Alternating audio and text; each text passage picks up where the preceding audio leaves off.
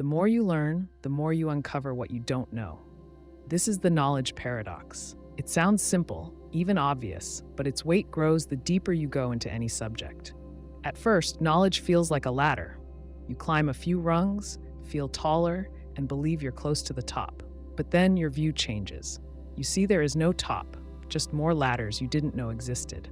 That realization can be both humbling and unsettling. Take someone starting to learn about space.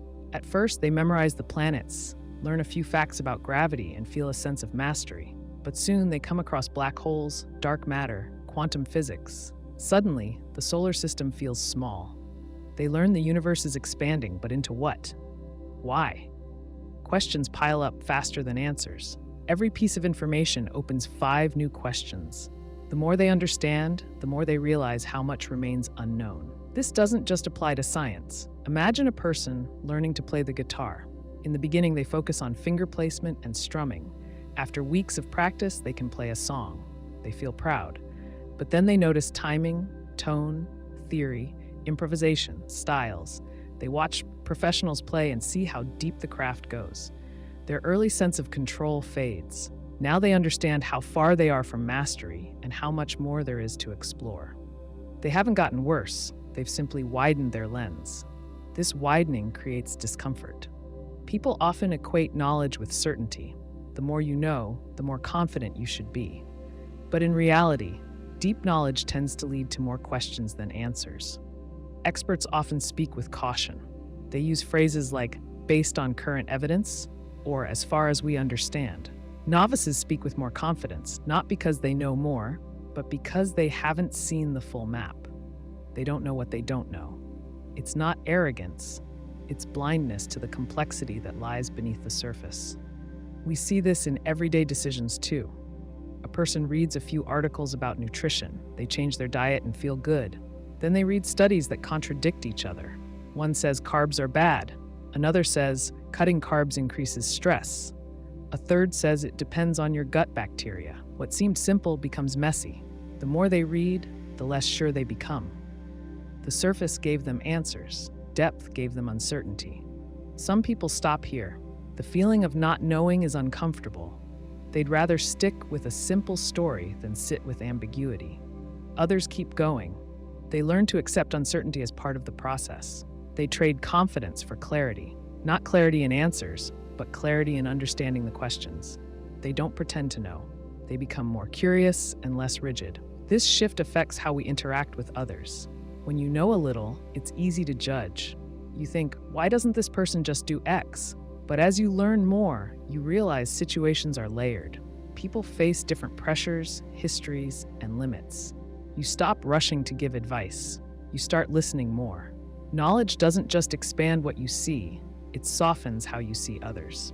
In medicine, for example, a medical student may start with textbook definitions. A condition has symptoms A, B, and C. You treat it with drug X. But during residency, they meet patients who don't fit the mold. The drug causes side effects. The symptoms don't follow the textbook. They talk to older doctors who say things like, textbooks are guides, patients are real. Over time, they stop chasing certainty. They learn to live in the gray areas. That's not weakness, it's maturity. The knowledge paradox also applies to self-awareness. At first, you think you know yourself. You have preferences, habits, a personality.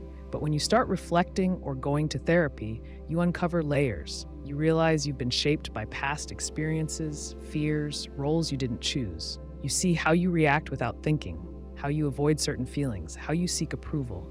You don't become more confused, you become more honest. You realize self-knowledge is a lifelong process, not a destination. In conversations, this shows up as restraint. People who've done the work are less eager to be right.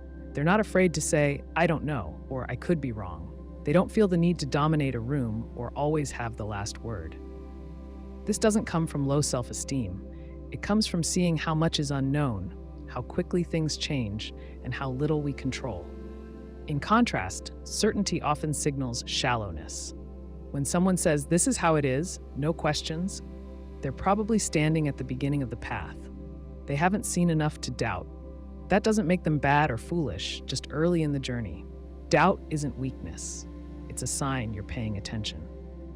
The paradox shows up in parenting too. New parents might read a few books and feel prepared. Then the baby arrives, and the books only go so far. Every child is different. Advice conflicts. What works one week fails the next. Parents learn on the job. Over time, they stop trying to follow every rule. They develop instincts. They listen to their child. They admit when they're lost. That openness doesn't mean they're failing, it means they're learning. This idea also runs through philosophy. Socrates famously said, "I know that I know nothing." That wasn't false modesty. It was recognition of how much he didn't understand. He asked questions not to win debates, but to uncover assumptions. He knew how quickly people cling to answers. He believed wisdom starts with humility. In the workplace, this paradox can shape leadership. A good leader doesn't pretend to know everything. They ask questions, they invite input, they build teams with different strengths. They understand that decisions involve trade-offs, not perfect outcomes. When something goes wrong, they don't look for someone to blame. They look for what they missed. That attitude doesn't undermine authority, it builds trust. The knowledge paradox is not a problem to fix. It's a reality to accept. Learning reveals the limits of what we know. It humbles us, shapes us, and keeps us curious. The more we understand, the more we realize how much lies beyond our grasp. And strangely, that realization is what makes learning worthwhile. Life is always shifting. Nothing stays the same for long. This truth is easy to say, but hard to live. Change is constant, yet we often act like things should stay as they are. We build routines, form relationships, set expectations, and assume they'll last. Then something moves.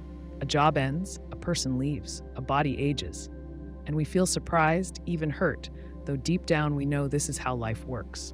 Think about the seasons. They follow a clear pattern. Spring, summer, fall, winter, and we accept this cycle. We don't expect endless sunshine. We know cold will come. In the same way, life has seasons. Childhood turns into adulthood. Health shifts over time. Relationships grow, strain, or fade. Our values change. Our needs shift. The problem isn't the change. The problem is our resistance to it.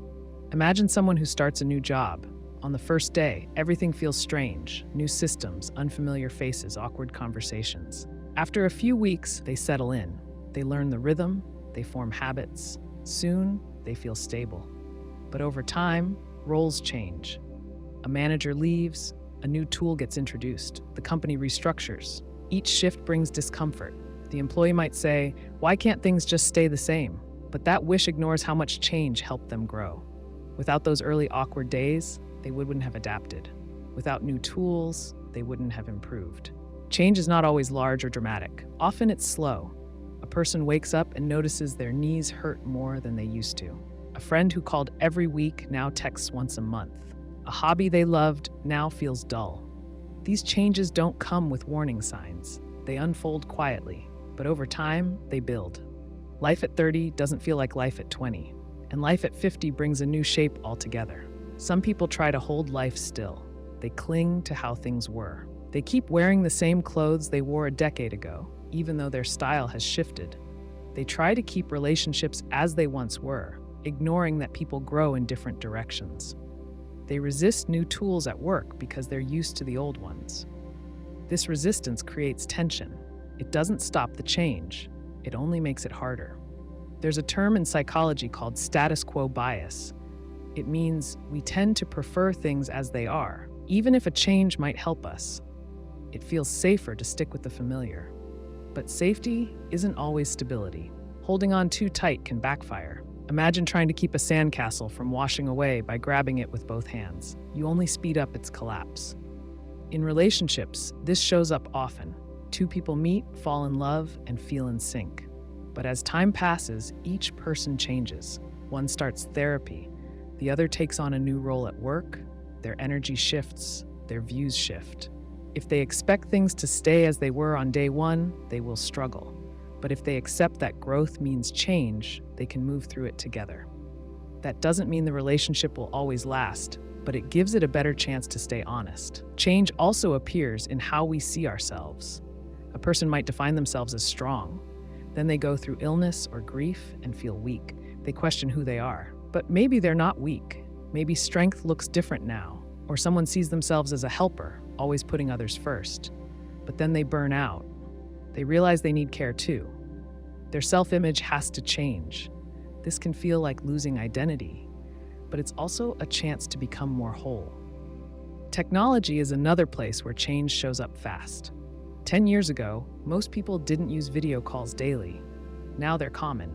Social media platforms rise and fade. The way we share news, meet people, learn skills, all of it evolves quickly. Someone who resists these changes might feel left out or overwhelmed. Someone who adapts can still feel overwhelmed, but at least they stay engaged. Adaptation doesn't mean chasing every trend.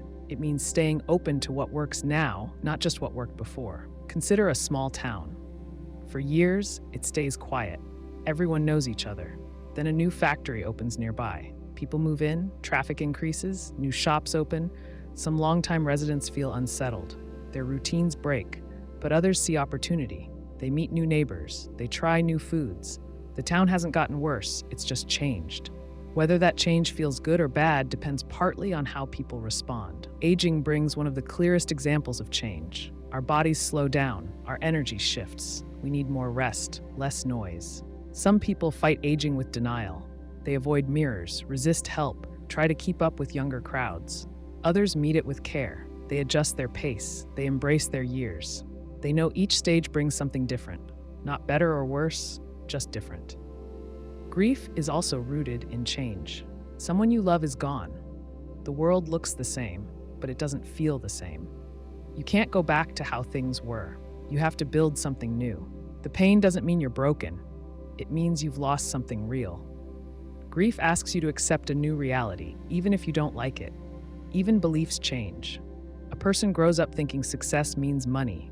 Then they hit their goals and feel empty. They start to value time, health, or connection more. Another person believes they must always be strong. Then they cry during a hard moment and realize nothing broke. In fact, they feel lighter. Beliefs aren't fixed. They shift with experience. Children understand change well. They lose teeth, grow taller, start school, make new friends. They move through these shifts with a kind of natural flexibility. Adults tend to resist more. We like things set. But maybe we can learn from kids, take things as they come, adjust as needed, and trust that change is part of life. Routines help us feel grounded, but they're not shields. You can drink the same coffee every morning, but the world around you still moves. People come and go, weather shifts, news changes, your mood changes. The more you accept this, the less each change feels like a threat. It becomes part of the rhythm. Life doesn't ask you to like every change. It just asks you to meet it. You don't have to run toward it. But you do have to stop pretending it's not happening. The moment you do, you create space for something new. Maybe not something better, but something honest, something real. We crave independence, but feel safe with structure. This is the push and pull between freedom and security. Both matter, but they don't always work together. You want to make your own choices. You also want to feel steady, supported, and protected. The problem is that more of one often means less of the other. A child gives a clear example. As a toddler, they rely completely on their parents. They need food, shelter, and help with every part of daily life. As they grow, they want to do more on their own. They say things like, "I can do it myself." They fight bedtime, pick out their own clothes, or ask to walk to school alone. That's freedom. But when they fall or get overwhelmed, they run back to the arms that once held them. That's security. They don't want just one, they want both. Adults are the same. The balance just becomes harder to see. Think about moving out of your parents' house. You gain freedom. You decide when to sleep, what to eat, and how to spend your money. But you also take on new risks. Bills pile up, appliances break. You have to cook your own meals, clean your own bathroom, and manage your own stress. No one checks in to see if you're doing okay. You miss the stability you once had, even though you love the space. This mix of pride and pressure sits at the heart of adulthood. At work, this tension also plays out. Employees want flexibility. They want to choose their hours, work from home, and have a voice in decisions. But they also want guidance, reliable income, clear expectations, and job security. A boss who micromanages kills creativity. A boss who offers no direction leaves people lost. Too much control creates frustration.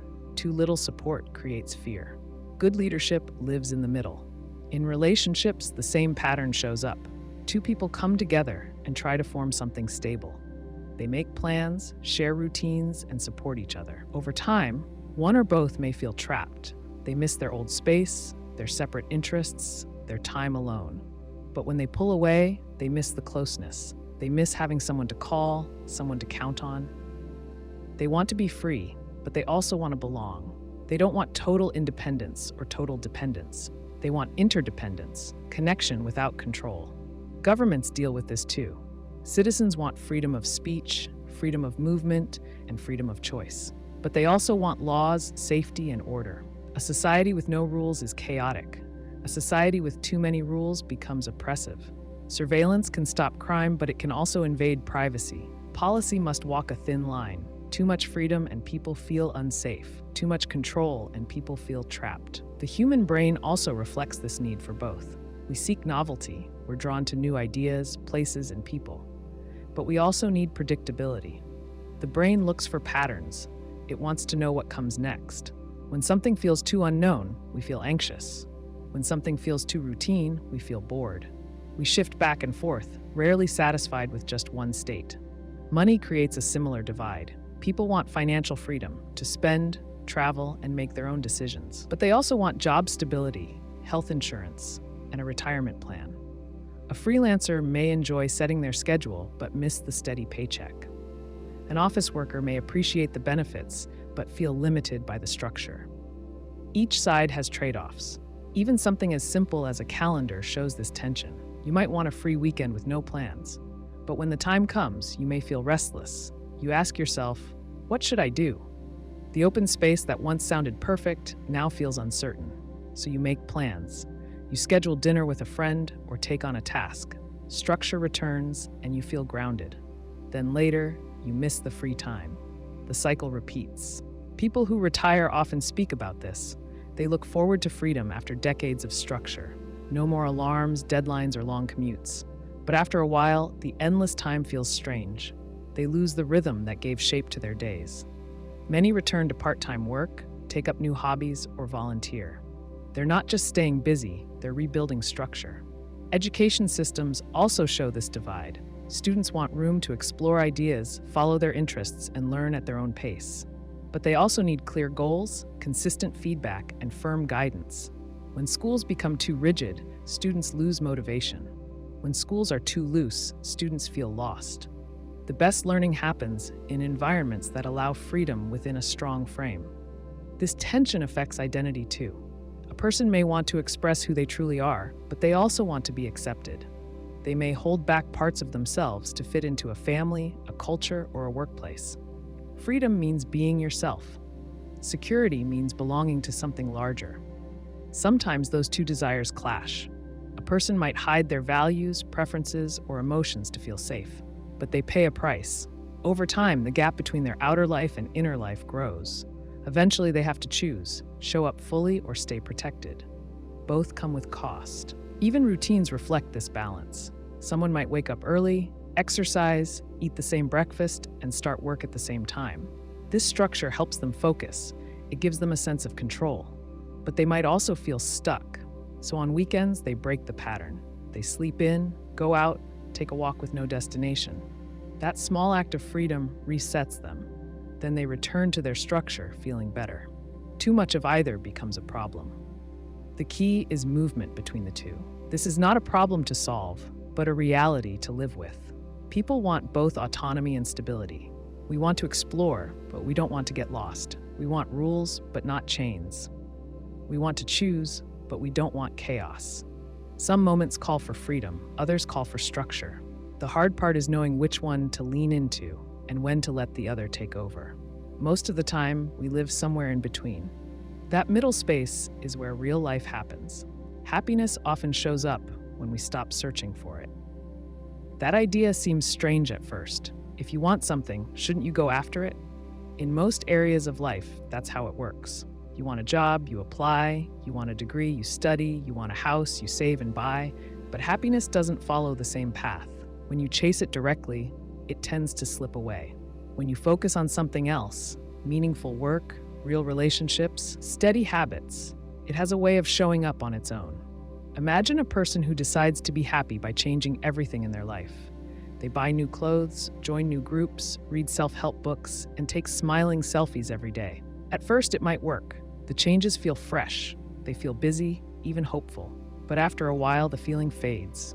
The clothes don't change their mood. The books repeat the same advice. The photos feel fake. So they chase the next thing. Maybe a new city, a different partner, another app. Each time they believe happiness is just one more decision away. But it keeps moving. The problem isn't that they want to be happy. It's that they've turned it into a goal to be measured and won. But happiness isn't like a prize. It's more like a side effect.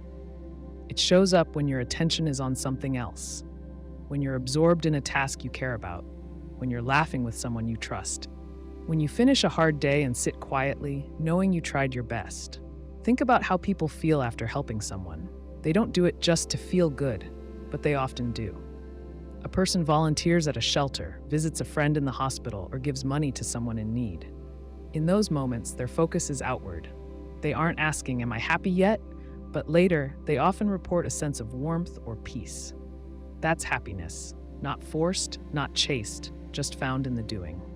Children offer another clear example. A child playing with blocks or drawing a picture isn't trying to be happy. They're not thinking about mood at all. They're present, focused, engaged. And because of that, they often smile, laugh, and feel good. The happiness is natural. It flows from attention and interest, not from effort to feel a certain way. The chase for happiness can also make people more anxious. When you monitor your mood all the time, it creates pressure. You might think, "Why am I not happier? What am I doing wrong?" That mindset can turn normal sadness or boredom into failure. But these feelings are part of being alive. No one feels good all the time. Trying to avoid discomfort only makes it worse. Social media has made this harder. People see images of others smiling, traveling, succeeding, and assume that's how life should look. They compare their inner experience to someone else's highlight reel. This makes them think they're missing something. So they chase more goals, more experiences, more status. But the gap doesn't close. In fact, it widens. What they're really chasing is an image, not a feeling. Consider someone who works nonstop to create a perfect life. They rise early, eat clean, meditate, journal, network, and plan every detail. They aim for constant growth, but somewhere along the way, they burn out. They feel tired, disconnected, maybe even resentful. The routine that was supposed to bring joy now feels like a burden. They did everything right, yet the happiness never arrived. Sometimes, happiness comes from stepping back. A quiet walk, a phone call with no agenda, a day without checking tasks off a list. In those moments, you're not chasing, you're just living. And that can open the door for joy to enter, quietly and without warning. Relationships follow this same logic. If you focus too hard on being happy with someone, you may start measuring and comparing. Are they doing enough? Are we good enough? Do they make me feel the way I should feel? These thoughts can take over, even when nothing's wrong. But when you focus on being kind, listening well, and spending time together, happiness often grows in the background. You're not demanding it. You're creating conditions where it can thrive. Happiness also tends to follow effort, not ease. After building something, solving a problem, or making progress, people often feel a quiet satisfaction. They don't always name it as happiness, but it carries the same qualities. It doesn't come from entertainment or distraction. It comes from doing something hard, then looking back and knowing it mattered. There's a term in psychology called flow. It describes the state you enter when you're fully absorbed in a task. Time drops away. You forget about yourself. You're not chasing a feeling, you're deep in the work. Afterward, people often describe that time as deeply satisfying. They weren't trying to feel good, they were just focused. The feeling followed. Even during hard times, happiness can appear in unexpected ways. A person going through grief might feel a sudden sense of gratitude when a friend listens without judgment. Someone recovering from illness might feel joy in tasting solid food again. In these cases, happiness doesn't erase pain, it sits beside it. You can feel both. You don't have to fix everything to feel moments of peace. Many people say they were happiest during times when they weren't thinking about happiness at all. A college student juggling classes and part-time work, a parent raising small children, a group of friends starting a band or building a project. These times were hard, messy, and full of problems. But they had purpose. They required attention. And because of that, they left a lasting impression. You can't force happiness, but you can make room for it. Pay attention to what you're doing, who you're with, and how you're spending your time. Do things that matter to you, even if they're small. Listen more. Compare less. Let moments come and go without needing them to be perfect. If you stop chasing the feeling, you might find that it's been walking beside you all along. The harder you try to impress, the less authentic you appear. It happens in job interviews, first dates, social media posts, and everyday conversations. You want to show your best self. You want people to see your value. But when the effort becomes too obvious, it starts to work against you. Instead of feeling real, it feels staged. Instead of connection, you create distance. Picture someone at a job interview who's memorized every answer. They use polished phrases, drop buzzwords, and mention achievements at every turn. On paper, they're perfect, but something feels off. The interviewer can't get a real sense of who they are. The responses feel like a script. There's no sense of personality, no vulnerability. The candidate tried to be impressive, but ended up being forgettable. The same interview, delivered with less polish and more honesty, might have landed better. Trying too hard shifts the focus from shared experience to self-promotion. It makes the moment about being liked, not being known. It can show up in subtle ways, over-explaining a joke, overreacting to praise, name-dropping in small talk. The goal is often to be accepted or admired, but it creates the opposite effect. People don't respond well to pressure, even the silent kind that asks for approval. This is common in social media. A person posts photos of their travels, their meals, their workouts, all carefully edited. They want to inspire, maybe even connect. But over time, the feed becomes more like a display case. The comments might say amazing or goals, but the depth isn't there. Followers scroll past, sensing the performance. When someone shares something small and true, a failure, a quiet joy, a moment of doubt, it often sparks more engagement. It feels human. The effort to impress was set aside. In its place, something real. In friendships, trying too hard can look like always agreeing, laughing at everything, or hiding your actual opinions. You think this makes the relationship easier, but it doesn't build trust. It creates a version of you that can't hold weight. When things get difficult, that version can't offer much. Real closeness comes from shared flaws, not shared performances. When you stop trying to be impressive, you give people the chance to like the actual you. Dating brings another example. Someone enters a first date wanting to be seen as attractive, smart, and confident. They dress carefully, tell good stories, and highlight their best traits. But if they avoid real questions or dodge any signs of weakness, the other person leaves feeling like they met a character, not a person. The effort becomes a wall. People remember how you made them feel more than what you said. They want ease, not perfection. The pressure to impress often starts early. Children learn to perform in school, sports, and even at home. They notice which actions bring praise. Over time, they shape themselves around approval. They become achievers, helpers, entertainers. These roles bring rewards, but they can also create stress. When your worth is tied to performance, you don't know how to rest. You feel empty when you're not on. This habit can last into adulthood. In the workplace, this can turn into burnout. An employee wants to prove their value. They take on extra projects, stay late, say yes to everything. At first, they're praised, but soon the cracks show. They miss details, they lose patience, their body tightens, they lose sleep. What began as a drive to be seen ends as exhaustion. The effort to impress becomes self-defeating. Meanwhile, someone else might do less but communicate clearly, set limits, and follow through. They're not trying to impress, they're doing the work well. That lands better. Authenticity isn't about saying everything you think or avoiding preparation. It means your effort matches the moment.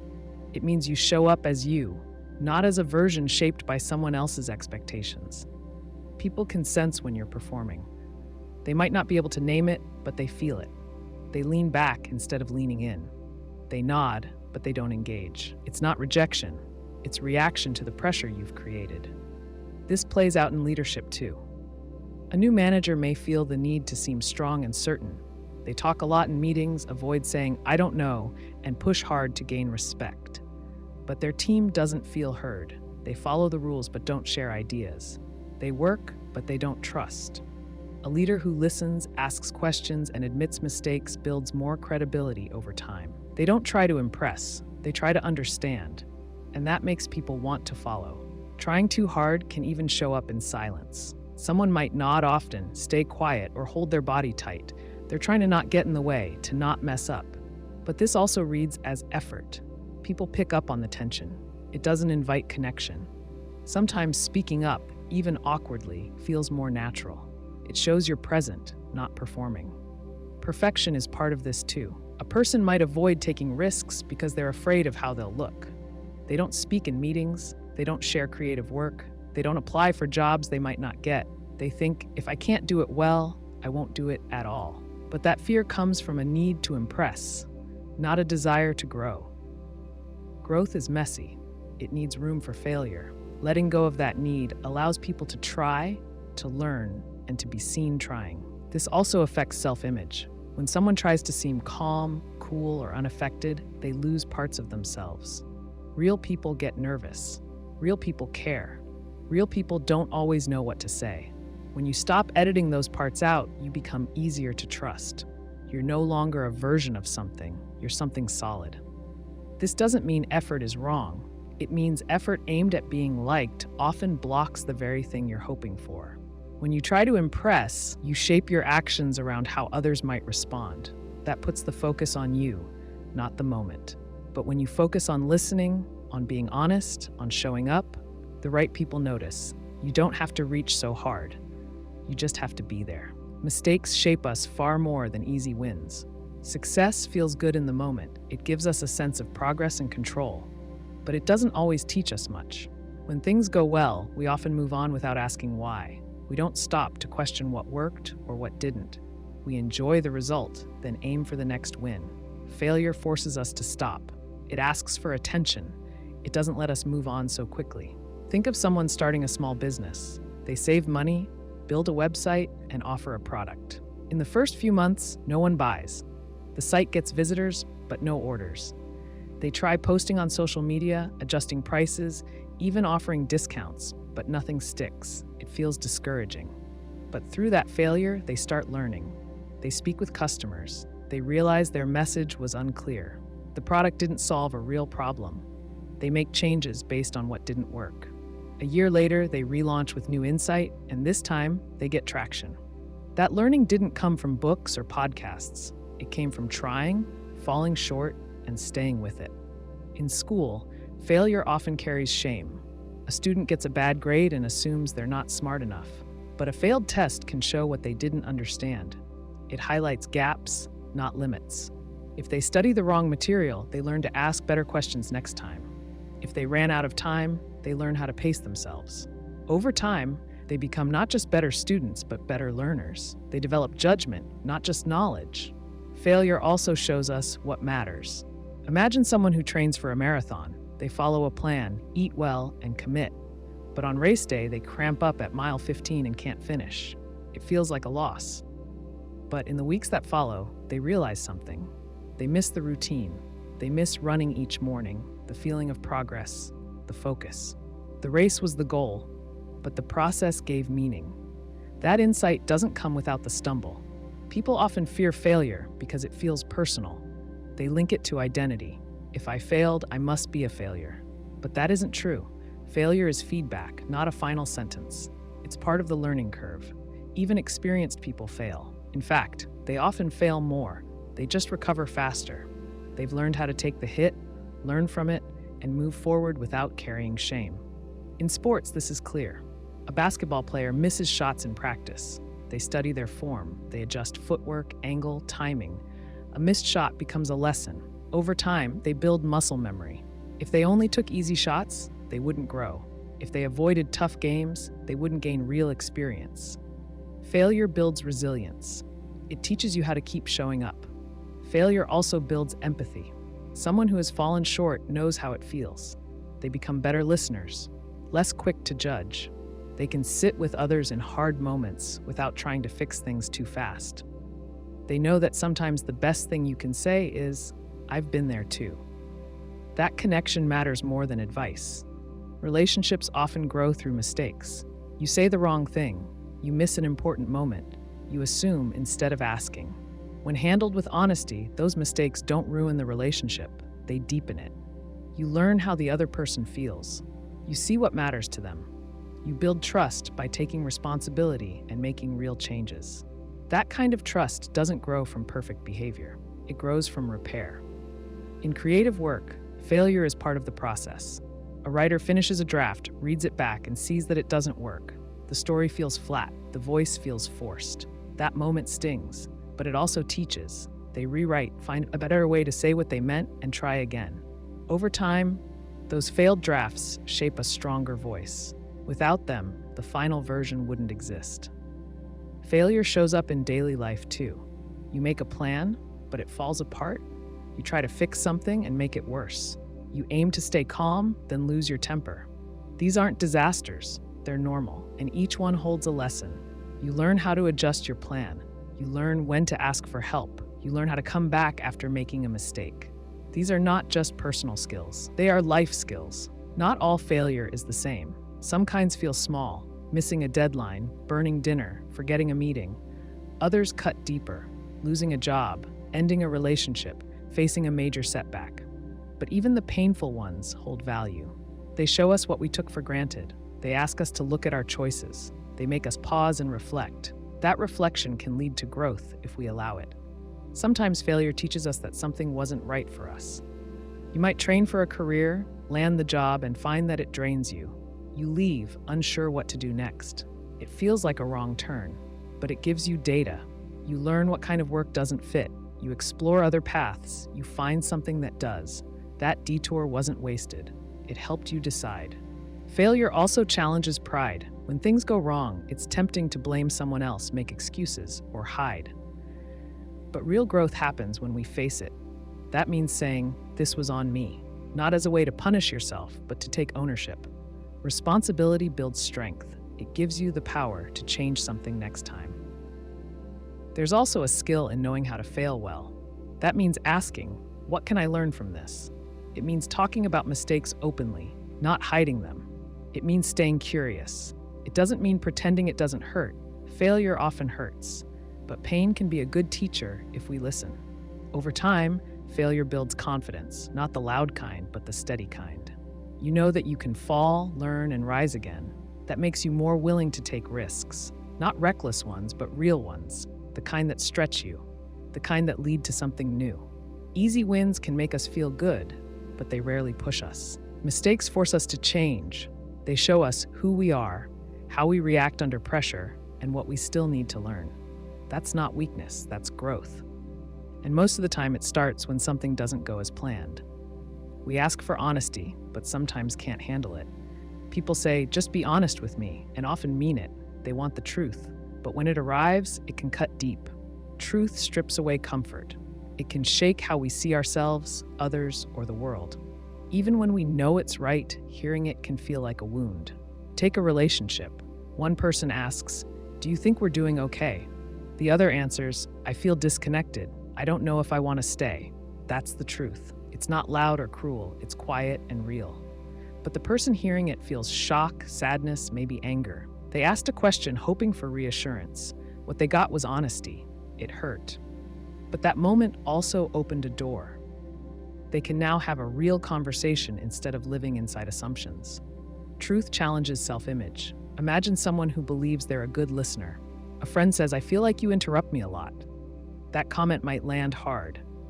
It feels like criticism. The first response might be to defend. "I didn't mean to," or "You're overreacting." But if the person sits with it, they may see the truth. They can begin to notice their pattern. Without that truth, they would keep missing it. In work settings, truth can disrupt the routine. A manager gives a team member feedback. "You're skilled, but you don't meet deadlines." It affects the team. The employee feels surprised. They thought things were fine. The comment feels personal, even though it's focused on behavior. If they shut down, they miss the chance to improve. If they listen, they can make changes that help them grow. Not all truths come from others. Sometimes we run into our own. A A person who avoids rest finally admits, I'm exhausted. Someone chasing approval admits, I don't even know what I want. These truths often live under the surface. We distract ourselves with tasks, noise, or screens. But now and then, something breaks through. It might be burnout, conflict, or stillness. In that space, the truth shows up, and it hurts. Not because it's cruel, but because it's real. Honesty also changes relationships. Two friends might avoid a hard conversation for years. One finally says, I don't feel safe telling you things. You often dismiss how I feel. That truth can change the dynamic. It might bring closeness, or it might lead to distance. Either way, it makes the relationship real. Without honesty, it stays stuck in politeness and guessing. But truth costs something. It risks rejection. It risks breaking the surface peace. Parents face this with children. A teenager says, I don't want to go to college. I'm doing it for you. The parent hears that and feels defensive. They want what's best. They worked hard, but the truth forces them to see that their child has different needs. That moment can lead to understanding or to silence. It depends on how the truth is held. There's also the truth of limits. A person in a job they've outgrown may say, I can't do this anymore. That truth can bring guilt. They may feel like they're giving up, but ignoring it keeps them stuck. Admitting it allows them to plan a way forward. The truth doesn't fix things right away. It brings clarity. That clarity can feel heavy, but it's needed. Truth often lives beneath discomfort. Someone might avoid mirrors not because they hate how they look, but because they're unhappy in their life.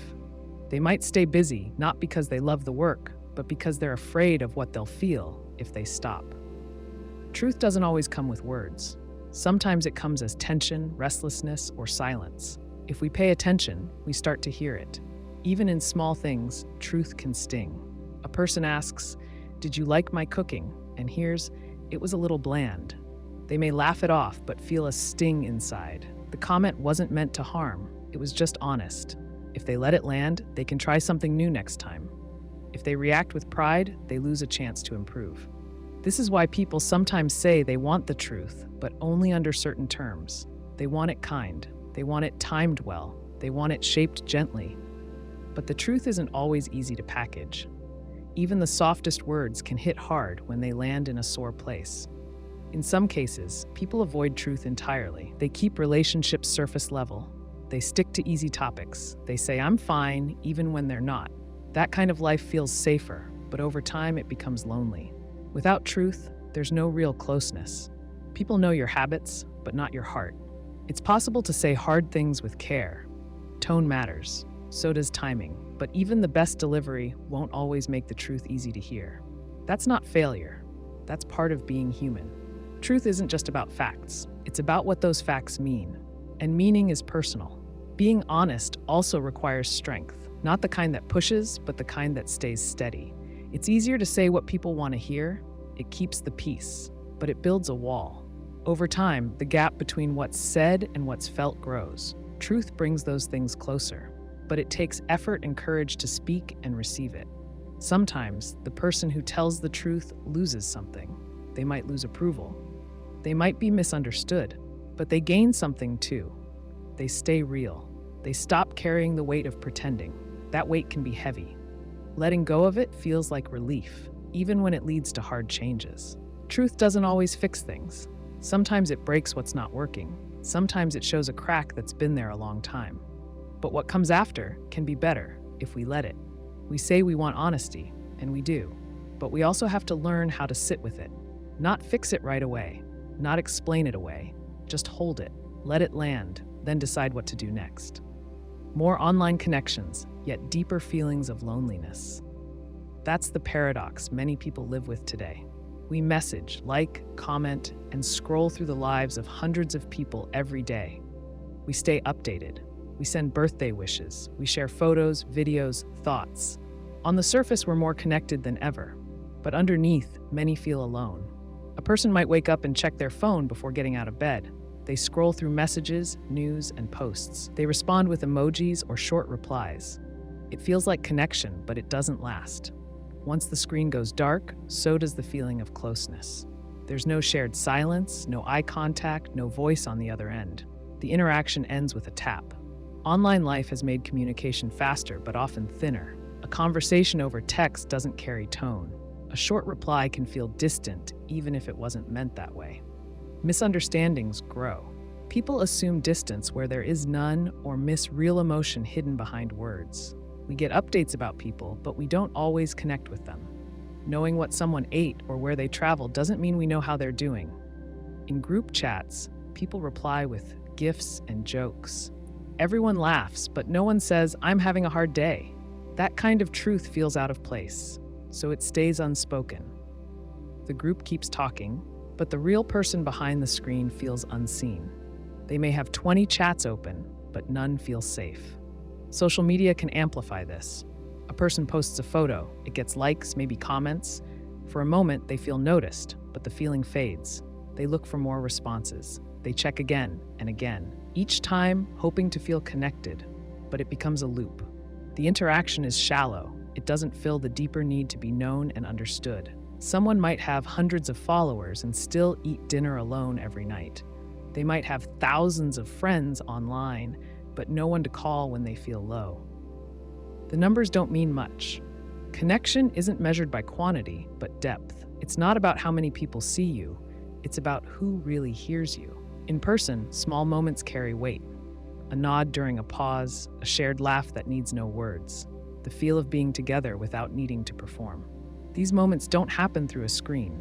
Video calls help, but they still miss something. There's a delay, a filter, a sense that it's all being watched. You're aware of how you appear. That awareness changes how you show up. Online spaces also make it easy to curate. People post highlights, not struggles. They share the good moments, clean spaces, smiling faces. That's not fake, it's filtered. When others see it, they compare it to their full life, with all the mess and sadness and quiet parts. They think, everyone else seems fine. Why do I feel this way? That question creates more distance. It makes people less likely to reach out. There's also the problem of passive interaction. A person might scroll for an hour, reading posts and watching videos, but never comment or respond. They feel involved, but they haven't spoken to anyone. It's like watching a crowd through a window. You see people, but you're not with them. That kind of distance builds slowly. You don't notice it right away, but over time, you feel the gap. Algorithms shape what we see. If we linger on sad content, we get more of it. If we search for escape, we find endless distractions. But none of that is connection, it's stimulation. It can numb the quiet, but it can't replace a real voice, a shared story, a moment of trust. Even when people try to connect, they often feel unsure. Should I text now or wait? What if I say the wrong thing? What if they don't reply? These small doubts add up, so people hold back. They watch stories instead of starting conversations. They react instead of reaching out. It feels safer, but that safety comes with a cost. Older ways of being with others, long phone calls, unplanned visits, shared routines, are fading. Many people now plan every interaction. They send messages to ask if it's okay to call. They wait for a reply before opening up. The flow is slower, the spontaneity is gone. That structure can help some, but it also limits what happens naturally. Some of the best conversations happen when we're not trying to have one. Digital life isn't all bad. It helps people stay in touch across distances. It creates new ways to find support. Online communities can offer real comfort. Someone struggling with a rare illness might find others who understand. Someone isolated in a small town might find a space to share their story. But even then, it works best when it leads to deeper conversation. Not just likes and shares, but listening and care. A person might join an online group and feel seen for the first time. They post about their experience and others respond with empathy. That's real, but it still needs to be balanced. If their only connection is through a screen, something's still missing. Bodies matter, voices matter, presence matters. We're not built for endless digital input. We're built for interaction that moves both ways. It's not about giving up screens. It's about using them to support, not replace, real connection. A short message followed by a call. A meme that turns into a real question. A comment that says, "Want to talk more about this?" These are small shifts, but they change the tone. They open the door to something deeper. Loneliness doesn't always look like being alone. Sometimes it looks like a full inbox and an empty heart. It looks like a full schedule with no one to talk to. More online connections don't mean more connection. The number of notifications doesn't reflect the number of people who know you. It's easy to miss that until you stop scrolling and realize how quiet everything feels. People don't need more likes, they need more moments that matter. A friend who checks in without a reason, a chat that doesn't need a filter, a message that leads to a voice. These don't happen by accident, they take effort.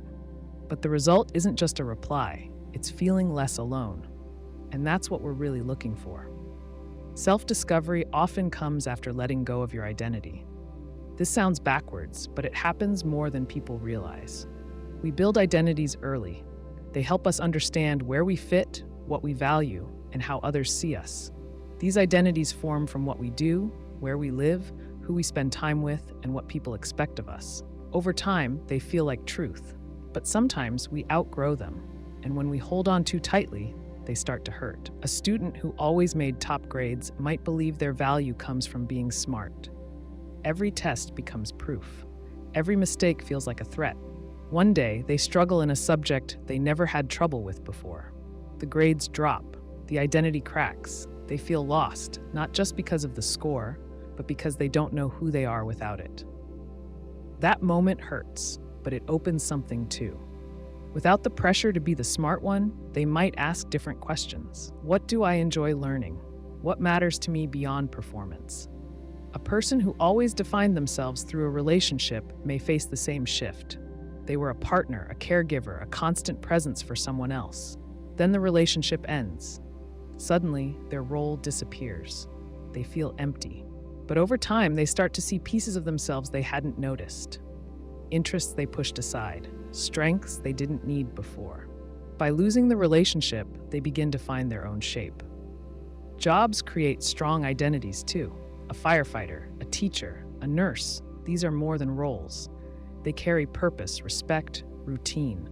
When someone retires or changes paths, they often feel unmoored. It's not just losing the work, it's losing the answer to the question, what do you do? They may not know how to respond anymore. In the space that follows, something new can form. They may discover skills that were never part of their title. They may reconnect with parts of themselves that had gone quiet. Letting go of identity doesn't mean erasing your past. It means recognizing that you're not locked into one version of yourself. You can change without betraying who you were. You can grow without knowing exactly where it will lead. That's not failure. That's movement. This process is hard because identity feels safe. Even if it limits you, it gives you structure. People say, I've always been this way, as if that closes the door. But maybe always just means until now. There's no rule that says you have to stay the same. In fact, clinging too tightly to who you've been can keep you from who you're becoming. Imagine someone who sees themselves as the strong one in their family. They're the helper, the fixer, the one who stays calm. When life gets hard, they carry everyone else. But one day, they break. The weight is too much. They cry in front of others. They ask for help. It shakes them. If they're not the strong one, who are they? But later, they feel relief. They see that strength can include asking, not just giving. They find out who they are when they're not holding everything together. Culture and community shape identity too. A person raised in a strict tradition may feel like their values are set in stone, but then they move, meet new people, or face questions they hadn't considered. The old answers no longer fit. They feel like they're losing their place. That loss creates space to think, to explore, to make choices that reflect who they are now, not just who they were told to be. This kind of change doesn't always come from choice. Sometimes it's forced. Illness, loss, or sudden change can strip away the parts of life that once felt solid. A runner who can no longer use their legs. A parent whose child grows up and moves away. A worker laid off after 20 years. In each case, identity breaks down. The person feels grief, but slowly something else takes shape. A new way of seeing, a new way of being. The discovery doesn't erase the pain, it grows from it. Letting go also means dropping the need to prove something. A person might spend years trying to be liked, admired, or seen as successful. Their identity becomes tied to others' opinions. But after a period of burnout, conflict, or stillness, they realize that image isn't sustainable. They stop performing. They start listening. They feel less impressive, but more grounded. They begin to hear their own voice, not just the echo of approval. The same shift happens with roles we assign ourselves. Someone might say, "I'm the funny one," or "I'm always calm." Those traits become part of how they move through the world. But what happens when they're not funny or they feel angry? If they let themselves step outside that role, they risk judgment. But they also make space for truth. People are complex. No one is one thing all the time. Letting go of a label opens the way to something fuller. This kind of self-discovery isn't clean.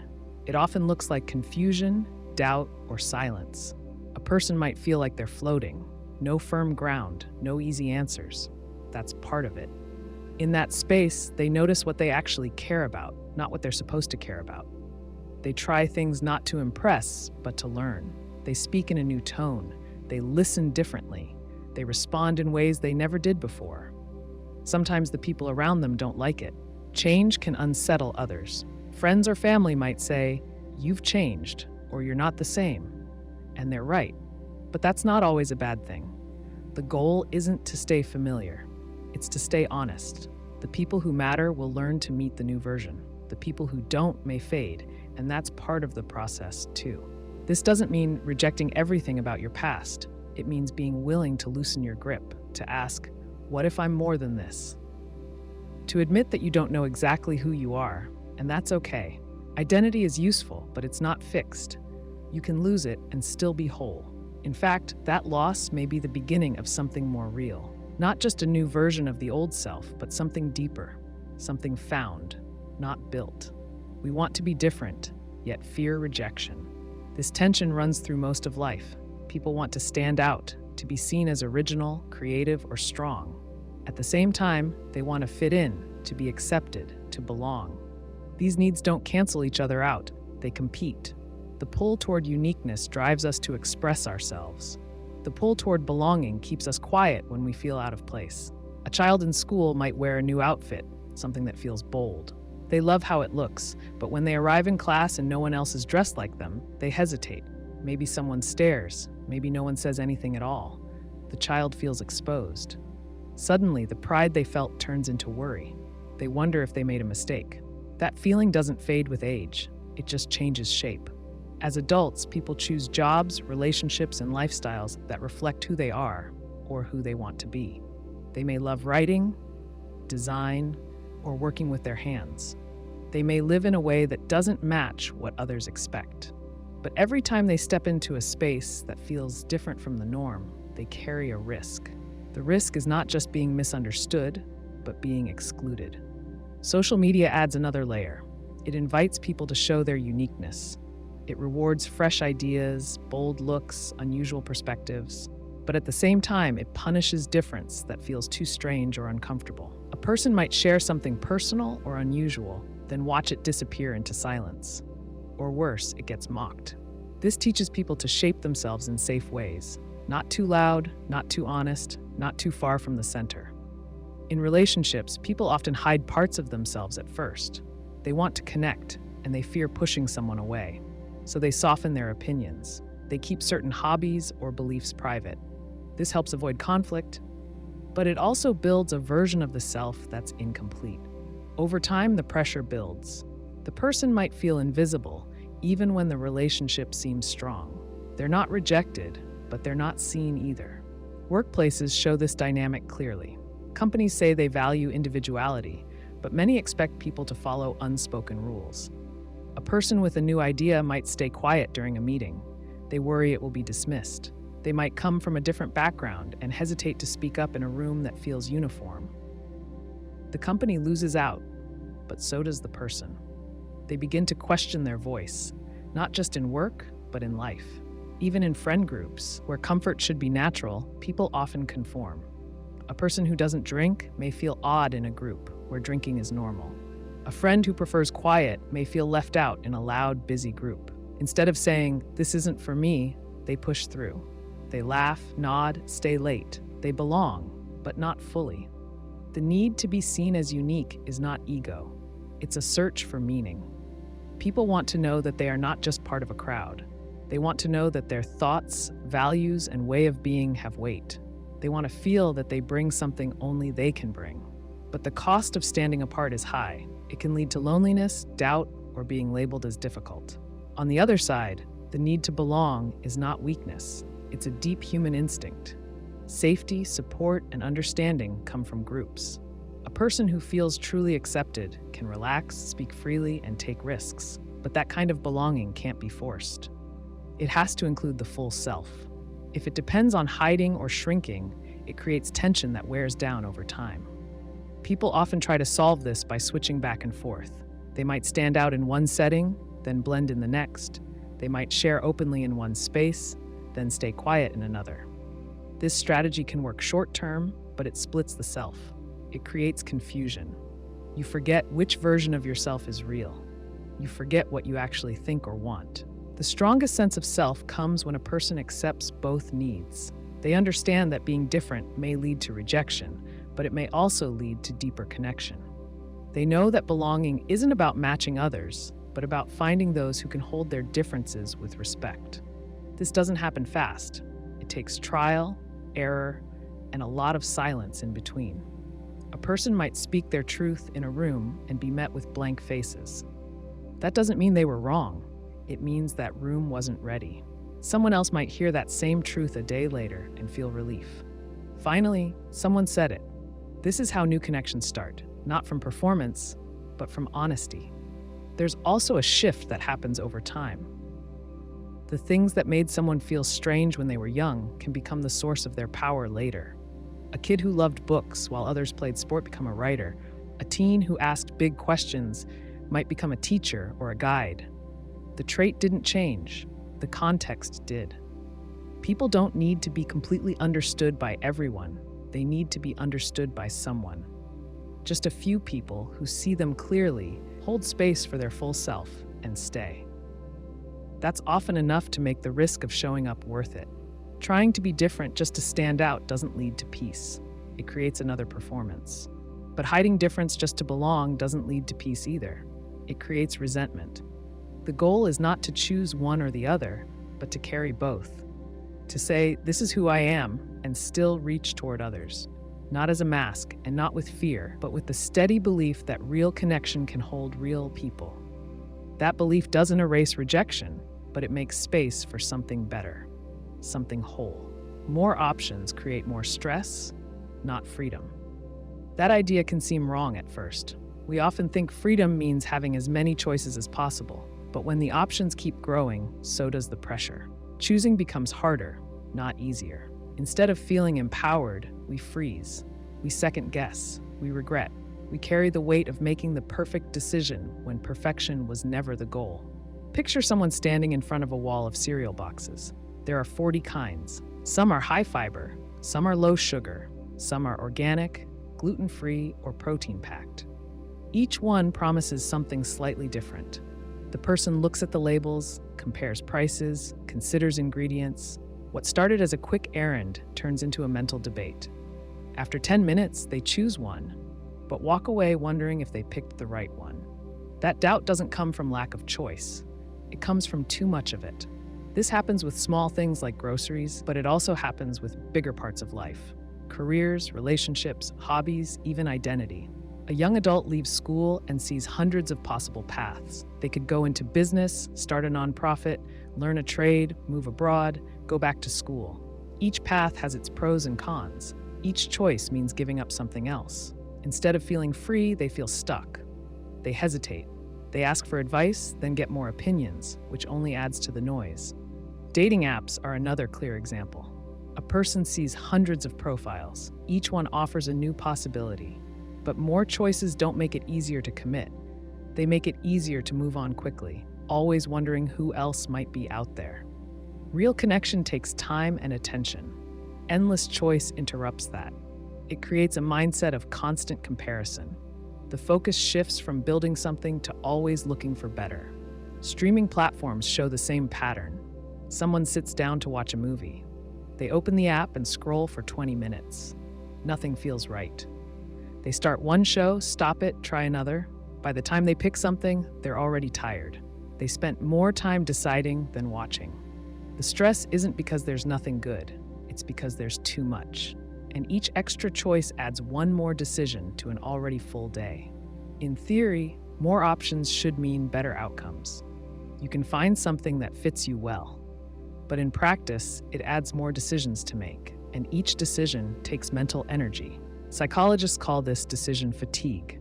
The more choices you face, the harder each one becomes. You lose clarity. You start to avoid choices or make them quickly just to move on. That's not freedom, that's survival. Social media also adds to this overload. It doesn't just give you more options, it shows you what everyone else is choosing. You see what others wear, where they travel, how they spend time, and who they spend it with. You compare your choices with theirs, even when their lives are different from yours. You wonder if you should be doing something else. That comparison makes even simple decisions feel heavy. People often think stress comes from lack of choice. But sometimes, the problem is the expectation that we always have to make the best choice.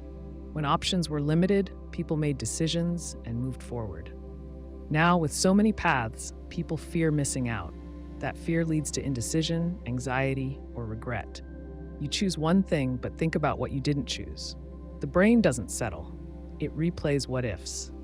This shows up in work, too. Employees today have more say in where and how they work. That's a good thing, but it also means more decisions to manage. Should I work remotely or go to the office? Should I take a break or push through? Should I change roles or stay put? Each of these brings small stress. Over time, that adds up. Even leisure time isn't free from choice overload. A person might feel guilty for not using their time well. Should they read, walk, clean, cook, call someone, rest? They try to do a bit of everything. In the end, they feel scattered. They didn't choose fully, so they didn't enjoy anything fully. Children experience this too. Some grow up with tightly scheduled lives. Others are given full freedom to choose. The second group might seem lucky, but too much choice without support can leave them lost. They don't know where to start. They need limits to feel safe. Limits create focus. Focus helps them build skills and confidence. The same applies to adults. Boundaries don't take away freedom. They give it shape. Marketing makes choice feel good. Stores, services, and platforms use it to sell freedom. But often the most meaningful things in life don't depend on having every option. They depend on depth. A good relationship, a steady job, a peaceful home, none of these come from scanning endless lists. They come from choosing something and building with it. That doesn't mean settling. It means recognizing that real freedom often begins after the decision, not before it. There's a reason people return to simple routines: a morning walk, a favorite meal, a set time for rest.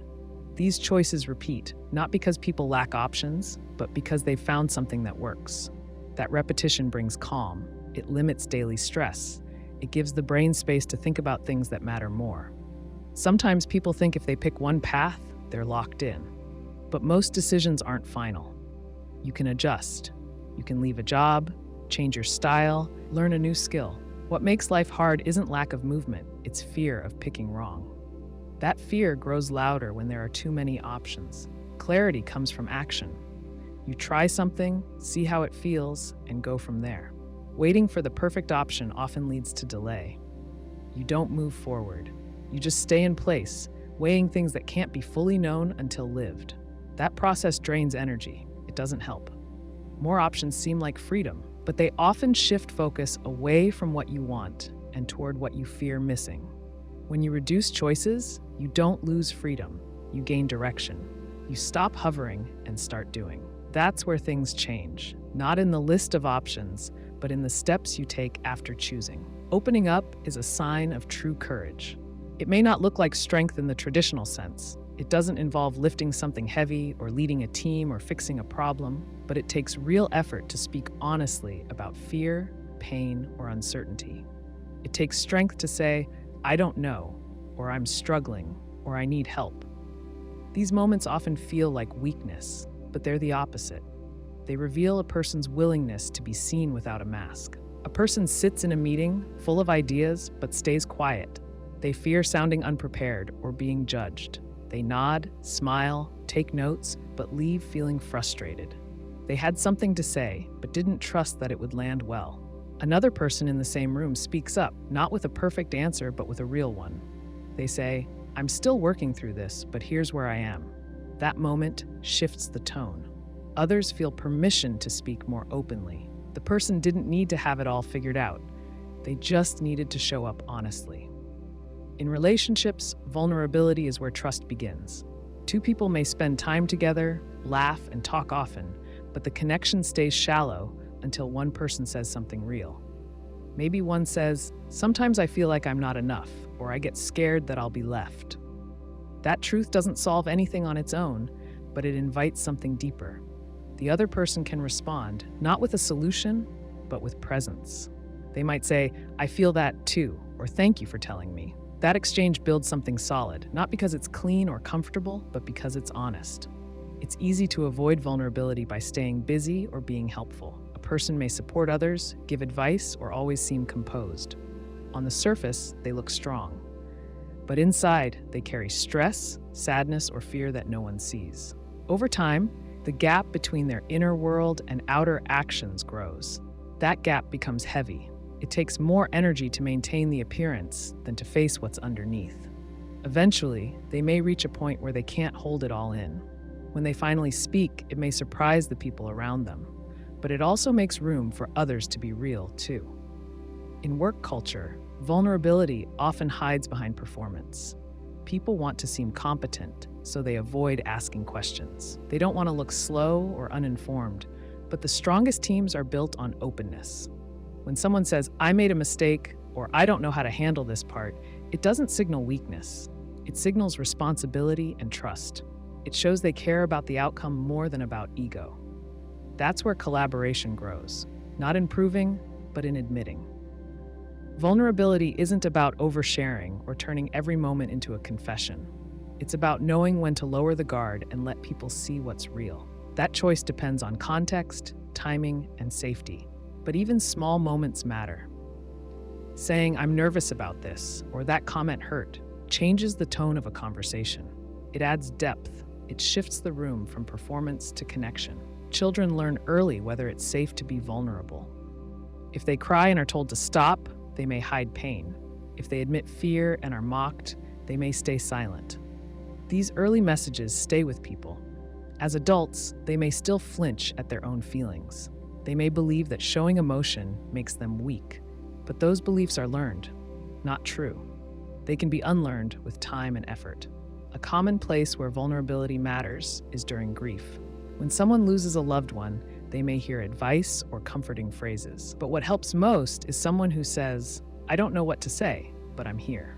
That honesty makes space for pain. It doesn't fix it, but it respects it. That kind of support comes from vulnerability, the willingness to be present without needing to solve or explain. Romantic relationships also require openness. A person may want to seem calm, capable, or low maintenance, but real intimacy begins when both people stop trying to impress. When they can say, "I'm scared of losing you," or "I feel distant lately," the relationship can grow. These statements are risky. They can lead to hard conversations, but they also make it possible to reconnect. Without them, the distance stays hidden and slowly grows. Vulnerability can shift how people see themselves. A person might believe they always need to be strong for others. They never ask for help. They take pride in being the one others rely on. But when they finally say, "I can't carry this alone," they often find that others don't think less of them. In fact, they respect them more. They see the full person, not just the role they played. That moment doesn't take away the burden, but it shares it. In therapy or support groups, progress often begins when someone says something they've never said out loud. Maybe it's a memory, a fear, or a pattern they finally notice. Saying it doesn't fix it, but it brings it into the open. It becomes something that can be named, explored, and understood. That process begins with courage. The courage to speak through the fear of being judged or misunderstood. Even creative work involves vulnerability. Writing, painting, music, or performance all require showing something personal. A writer might share a story and worry, "Will people think this is silly?" A musician might record a song that feels too raw. They don't know how it will be received. But putting it out there anyway is a form of strength. Not because it's polished, but because it's true. Men, in particular, often face pressure to avoid vulnerability. Many grow up hearing messages like "man up" or "don't cry." These ideas get passed down and they shape how people act, but they limit growth.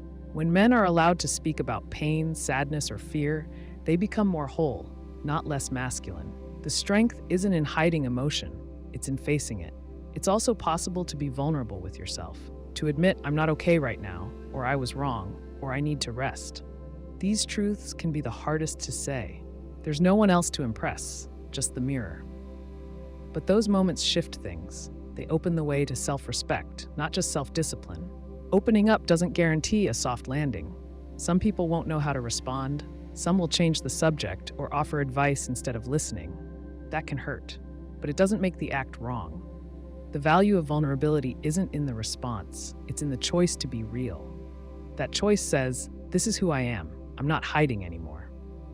And that is strength in its most honest form. Clinging too tightly often leads to pain. The harder you grip something, the more it resists.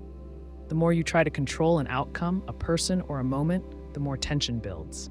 You may hold on because you care, you may fear loss or change, but holding too tight doesn't protect you. It often creates the very thing you're trying to avoid.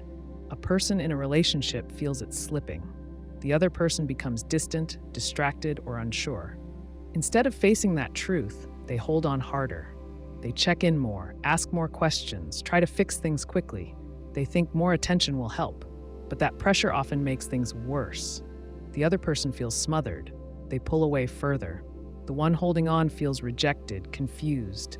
They think, "I did everything I could," but the effort became control. The closeness they wanted turned into fear. Parents feel this when children grow up. A parent who struggles with letting go may hover, offer constant advice, or try to manage choices. They say it's love, and it is, but it also comes from fear. The child feels the weight of expectation. They stop sharing freely. They may lie to keep the peace. The parent wonders why the bond feels weak. They were present, they were involved, but the grip was too tight. Holding on became a barrier, not a bridge. In work, someone might cling to a job that no longer fits. They don't enjoy it, and it drains their energy, but it feels safe. They stay for years, hoping it will improve or return to how it once felt. They fear what's next, so they don't look. But the cost builds: stress, burnout, a sense of being stuck. They hold on because they want certainty, but it keeps them from moving towards something better. The job may not even be the problem anymore. The fear of change is. People also hold on to old identities. Someone known as the reliable one, the funny one, or the strong one might feel pressure to stay that way. Even when they change inside, they act the same on the outside. They don't want to disappoint others or break the image. But keeping that role becomes a burden. It leaves no room for sadness, rest, or depth. They feel alone in a version of themselves they no longer recognize. The pain doesn't come from change, it comes from refusing to allow it. Loss teaches this lesson in a direct way. When someone dies or leaves, the ache can be sharp. You might hold on through memories, objects, or routines. Some of that is part of grief. It's how people cope. But over time, clinging to what was can block what is. It keeps you in the past. You stop letting new things grow. The pain stays fresh because you never gave it space to settle. Letting go doesn't mean forgetting. It means loosening the grip enough to keep living. Even in small things, holding on can hurt. A person argues with a friend and replays the fight for days. They go over each word, looking for proof they were right. They hold on to anger as a shield, but it keeps them from healing. It blocks any chance of repair. The energy that could be used for understanding is stuck in defense. The longer they hold it, the more it drains them. Expectations can become something people cling to. You expect a vacation to be perfect. You expect your partner to read your mind. You expect your plan to work exactly as you imagined. When life shifts, as it always does, you fight it. The gap between what you wanted and what happened feels unfair. But the hurt often comes not from the change, but from how tightly you held the picture in your mind. When you loosen the expectation, you make space to adjust. Control plays a big role.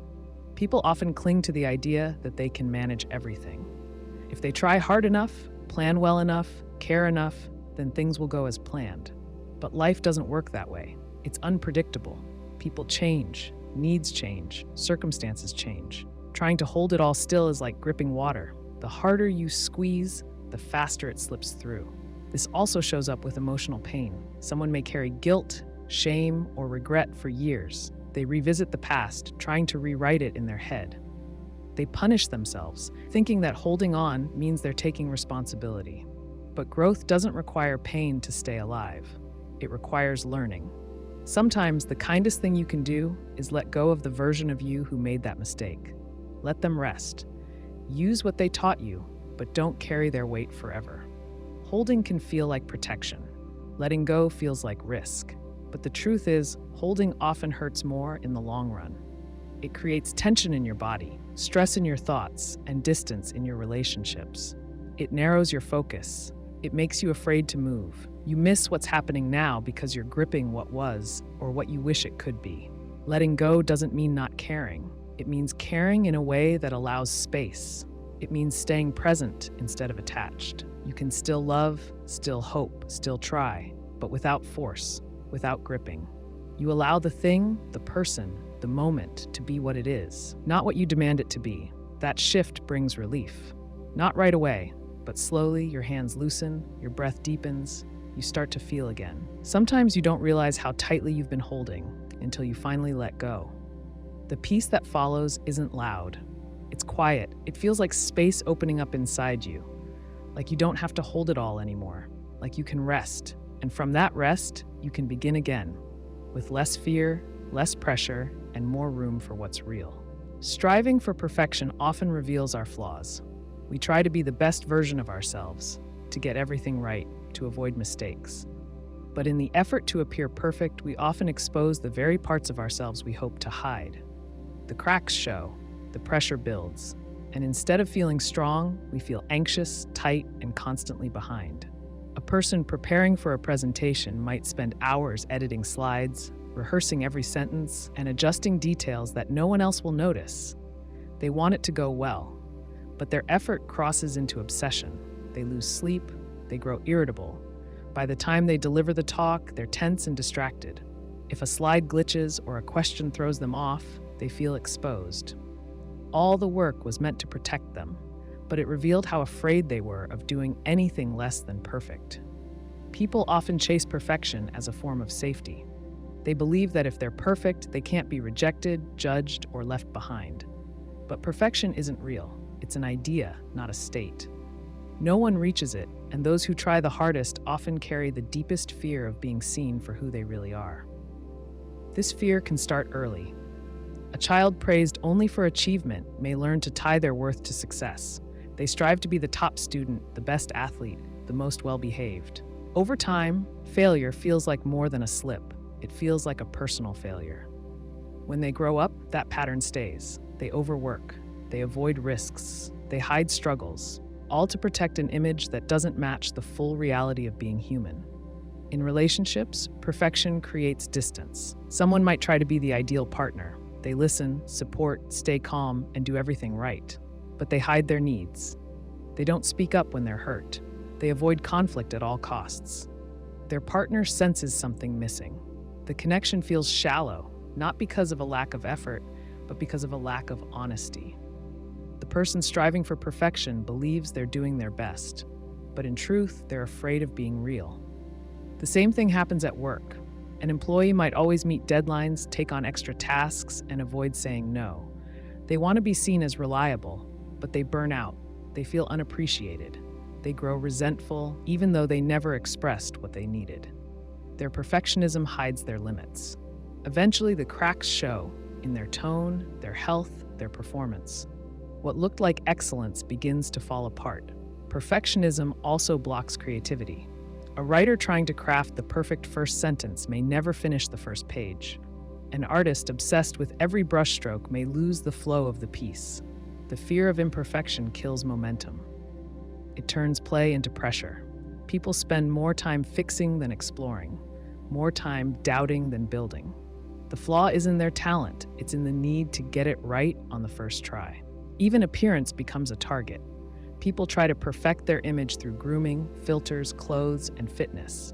They compare themselves to airbrush standards. The goal isn't to feel good, it's to remove every visible flaw. But the more they try, the more they notice what's wrong. A wrinkle, a scar, a small change in weight. These details grow in their mind. Instead of feeling more confident, they feel more insecure. Trying to be perfect also creates isolation. It's hard to connect with others when you're always trying to manage how they see you. You edit your words, avoid showing doubt, and hide your flaws. People may admire your discipline, but they don't know the full you, and you don't feel fully known. That gap creates loneliness. You can be surrounded by people and still feel unseen. Perfectionism feeds shame. When something goes wrong, the voice inside says, "You should have done better." It doesn't allow for learning, for trying again, for being human. It sees mistakes not as information, but as proof of failure. That mindset keeps people stuck. They repeat patterns instead of breaking them. They apologize too much or not at all because they don't know how to hold their flaws with care. Some people cope by avoiding things they might not be good at. They won't take the dance class, write the story, or ask the question. They fear not being good enough from the start. But that fear is built on the false idea that worth comes from performance. In truth, growth comes from showing up, not from getting it all right. Others cope by controlling everything. They double-check their messages, rehearse conversations, or clean until nothing's out of place. The control brings comfort, but it also brings exhaustion. Life isn't meant to be managed at that level. Mistakes, mess, and surprise are part of living. Fighting them only wears people down. Letting go of perfection doesn't mean lowering standards. It means recognizing the cost of chasing an impossible ideal. It means seeing that real strength comes from being open about your flaws, not from hiding them. The person who says, "I need help," or "I was wrong," or "I don't know," shows more courage than the one who always seems put together. In fact, flaws often create the most meaningful moments. A meal that burns becomes a shared laugh. A slip in a speech becomes a sign of honesty. A late arrival becomes a chance to say, "Thank you for waiting." These aren't mistakes to be ashamed of.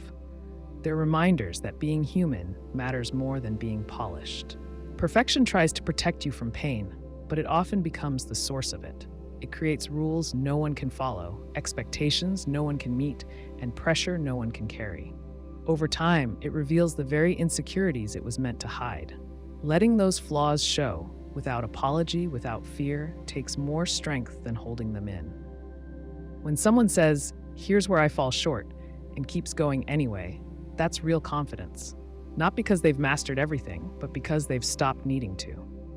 Being perfectly flawed doesn't mean giving up. It means accepting the full picture. It means building from truth, not illusion. And that truth, even with its cracks and rough edges, holds far more beauty than anything perfect ever could.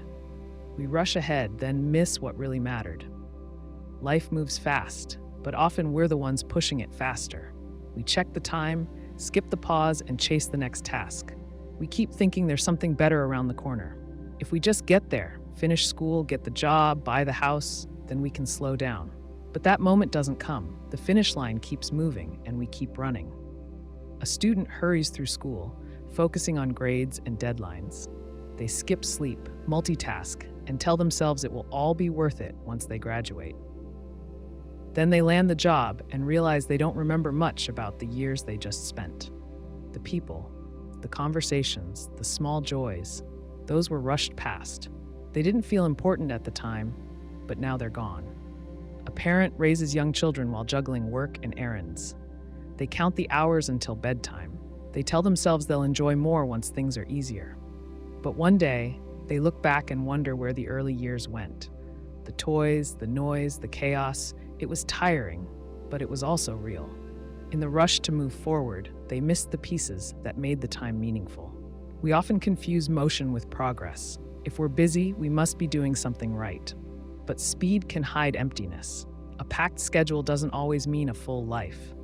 You can move through a day, a week, even a year without really being present for any of it. You meet deadlines, answer messages, and keep up with routines. But you might not remember what you felt or why it mattered.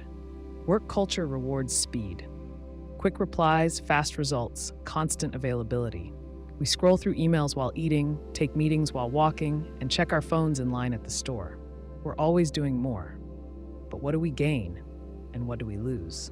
The pressure to perform pushes people to rush through not just tasks, but relationships and thoughts. There's no space to reflect, to wonder, to ask deeper questions. Technology adds to the pace. We get answers in seconds, food in minutes, updates all the time. Waiting feels uncomfortable, even wrong. But not everything moves at digital speed. Growth, healing, trust, these take time. They don't follow shortcuts. When we expect instant change, we grow frustrated. We give up too soon. We miss the slow work that leads to real change. Even vacations, meant to be restful, can turn into another checklist. See the sights, take the photos, post the updates. Rest becomes another task to complete. The moment to breathe slips by. The pressure to enjoy keeps people from actually enjoying. The trip ends, and the memories are thin. People chase goals and milestones, thinking they'll bring peace. A raise, a new house, a degree. These things can be good, but they're not everything. Once reached, they often come with new goals. The pause never lasts. You tell yourself to celebrate, but you're already thinking about what's next. You move quickly, but you miss the chance to feel proud or grateful. You collect wins, but don't let them land. Relationships suffer too. You can spend time with someone without really being with them. You think about work during dinner. You check your phone during a conversation. You reply without listening. You plan your next sentence instead of hearing theirs. You're present in body, but absent in mind. The other person feels it. Over time, it creates distance. A friend calls to talk, but you're busy. You say you'll call back. Days pass. You forget, or it slips down the list. It doesn't feel urgent, but it mattered. They notice. That small moment could have strengthened the connection, but it got lost in the rush. Some people don't realize what they missed until something stops them. An illness, a loss, a break in routine. Suddenly, the pace slows, the noise fades. They look around and see what's been waiting. Relationships that need attention, feelings pushed aside, parts of themselves they forgot. The silence is hard, but it's also honest. It shows what speed covered up. Moments that matter often arrive quietly. A walk at dusk, a shared laugh, a simple meal. These aren't headline moments. They don't look impressive from the outside, but they give meaning. When we rush, we miss them. We think meaning lies in big achievements, but it often hides in small pauses. People say life is short. That's true, but it also has depth, and depth takes time. If you only skim the surface, everything starts to feel the same. Days blur together, conversations feel shallow, experiences lose flavor. You wonder why nothing sticks. It's not the world that's empty, it's the pace that leaves no room for fullness. Sometimes we rush because we're uncomfortable with stillness.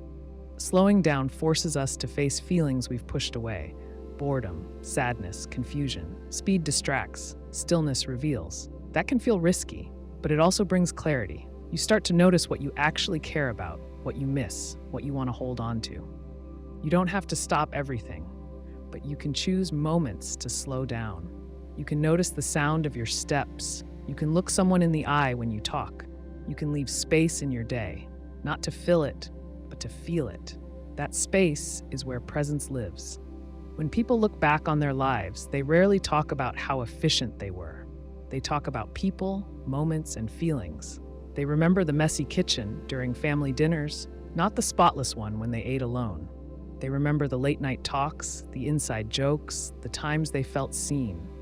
Those moments didn't require speed, they required attention. You can't go back and slow down time, but you can stop missing it while it's here. You can live in a way that lets the moment land. Not perfectly, not always, but often enough to know you were there for it. And that, more than anything else, is what makes it matter.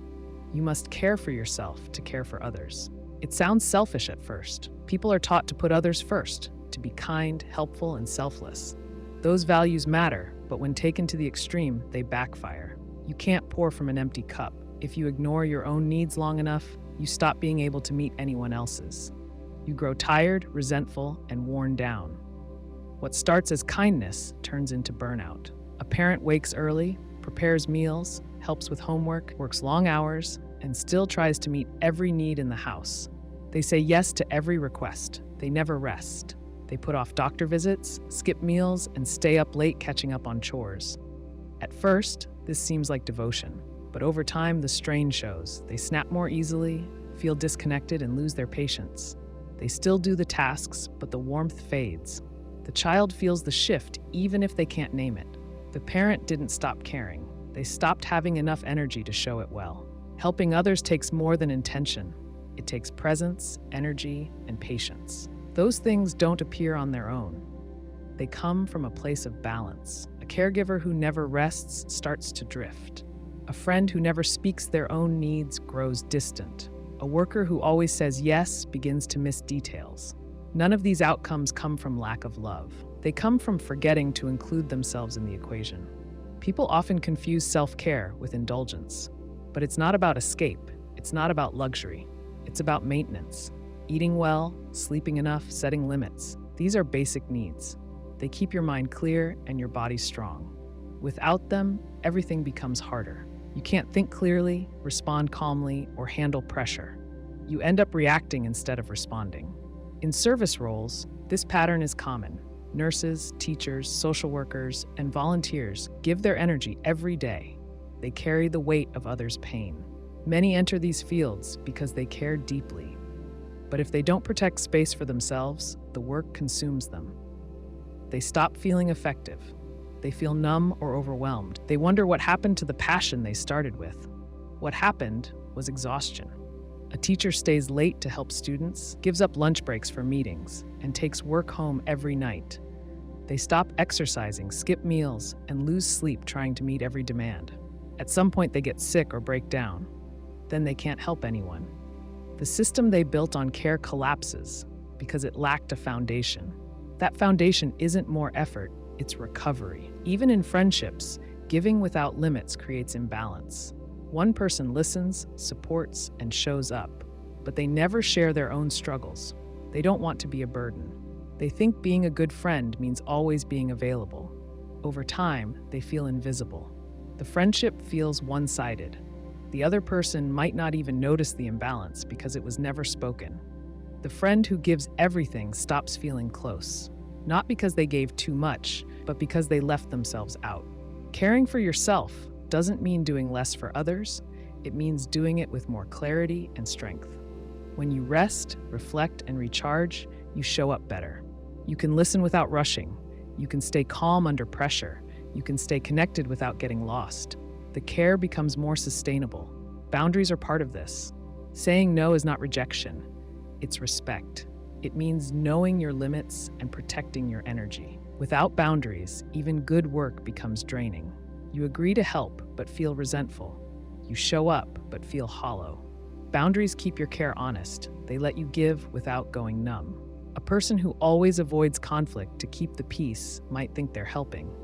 But silence often builds tension. The relationship suffers. Honest care sometimes requires hard conversations. Saying this doesn't work for me or I need time is not selfish. It's a way to protect the relationship by protecting your role in it. Self-care also sets an example. Children learn from what they see. If they see a parent who never rests, always says yes, and never expresses needs, they may think that's how love works. They may repeat that pattern later. But if they see someone who gives and also sets limits, who cares and also rests, they learn a different model, one that lasts. This applies to teams and communities too. A team where everyone sacrifices without support breaks down. A community where only a few people do all the work becomes unstable. When people care for themselves, they build resilience. They can stay in the work longer. They can support others without falling apart. That's not selfish, it's strategy. There's also a mental shift that happens when you care for yourself. You start to value your time and presence. You stop trying to prove your worth through exhaustion. You realize that being helpful doesn't mean being absent from your own life. You begin to show up not out of obligation, but out of choice.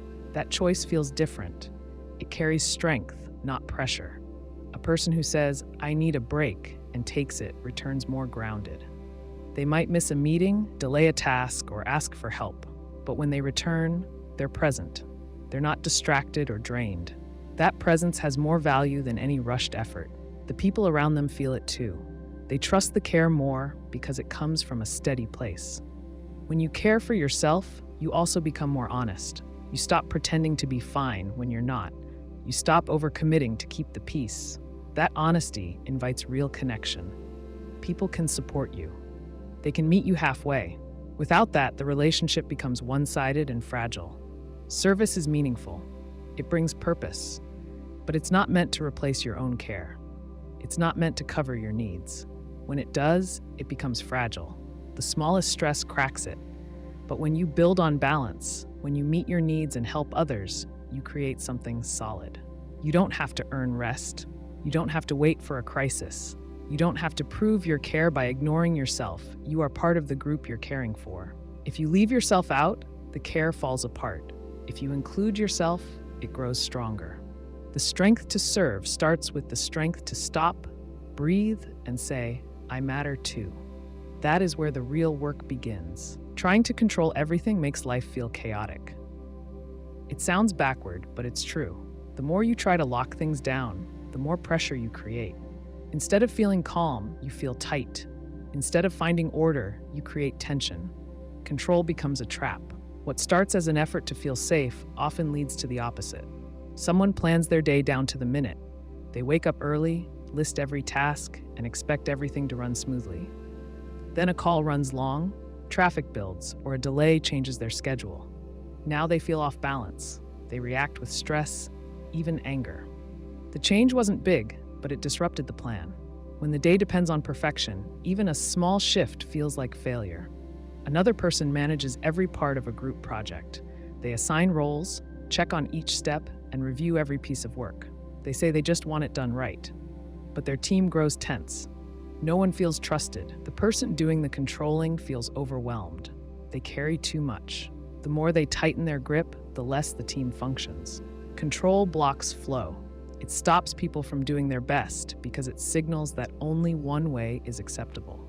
In relationships, control shows up in more subtle ways.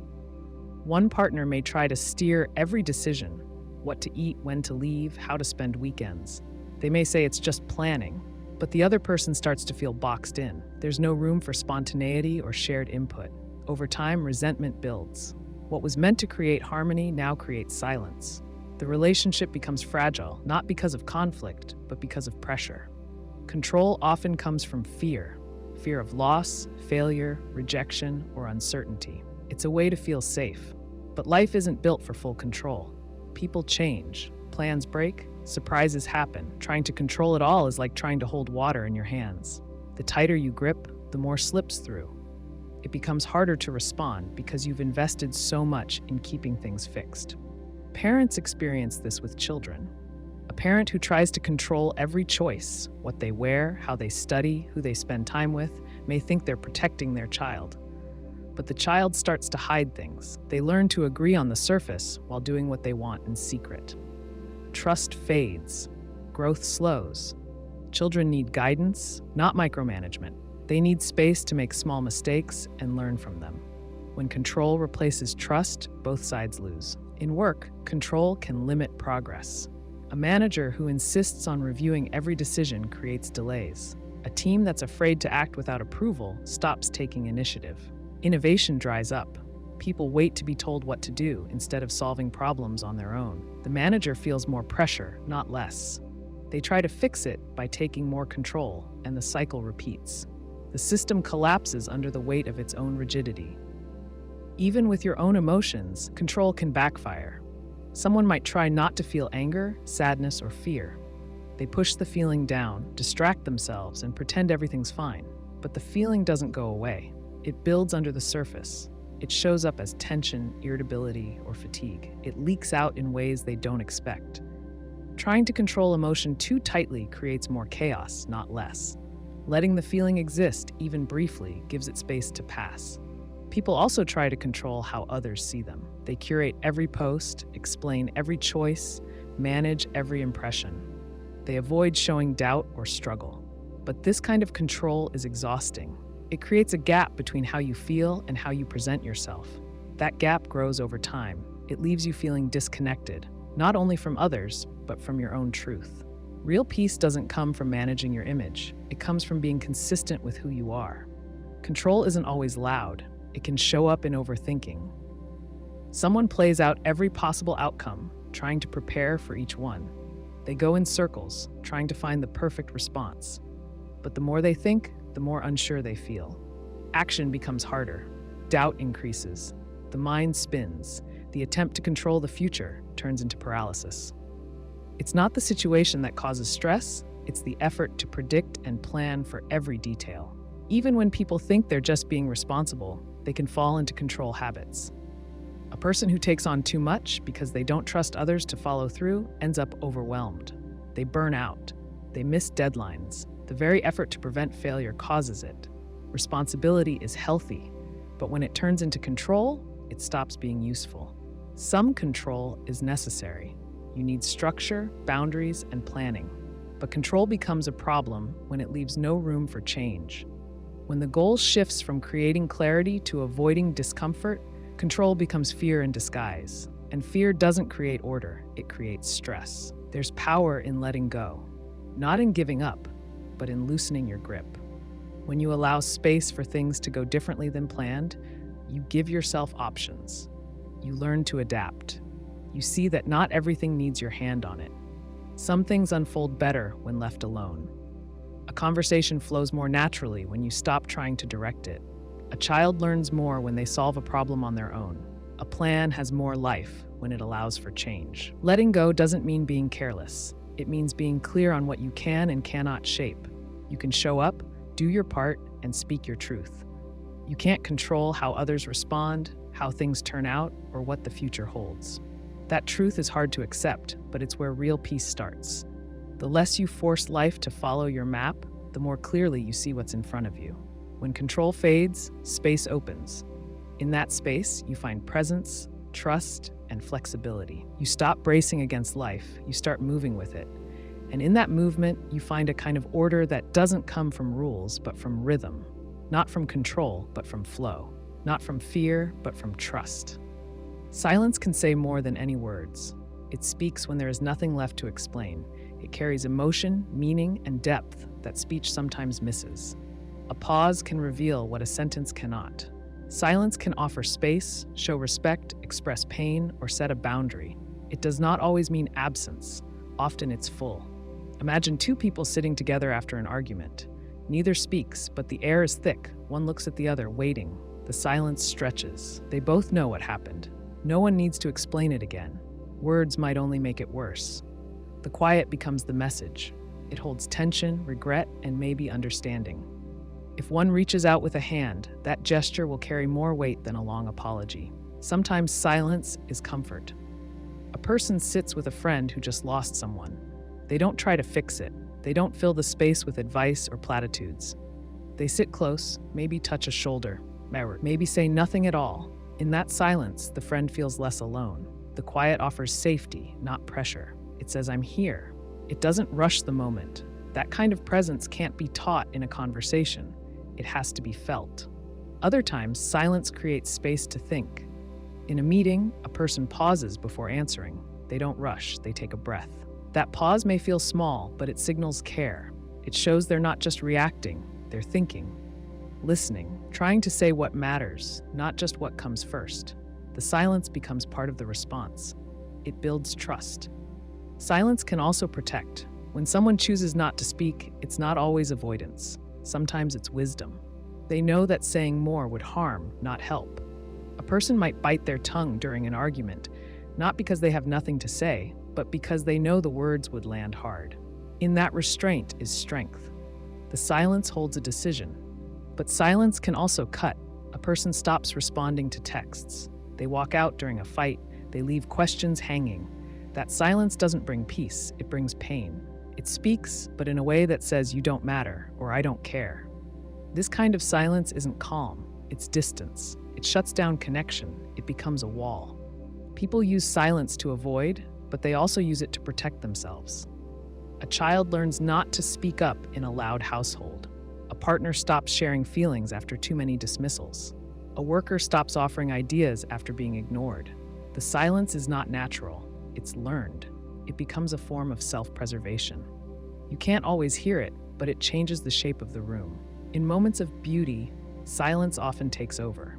Standing at the edge of a cliff, watching the sky change color, or hearing a baby sleep, these don't call for words. To speak would break the spell. The silence honors the moment. It holds awe. People might look at each other and smile. That shared stillness means more than a list of feelings ever could. Musicians understand this well. A rest between notes can be as important as the notes themselves. It gives shape to the sound. It lets the music breathe. Without silence, music becomes noise. Without pause, even the best message loses meaning. The same is true in speech. The best speakers use silence to hold attention, to let something land, to say, "This matters." Writers also know that what isn't said can hold weight. A story may leave a moment unfinished. The reader fills it in. That absence becomes the message. In real life, silence can do the same. You don't always need to explain your choices. Sometimes your actions speak. The silence around them leaves room for others to consider, to respond, to feel. In conflict, silence can escalate or de-escalate.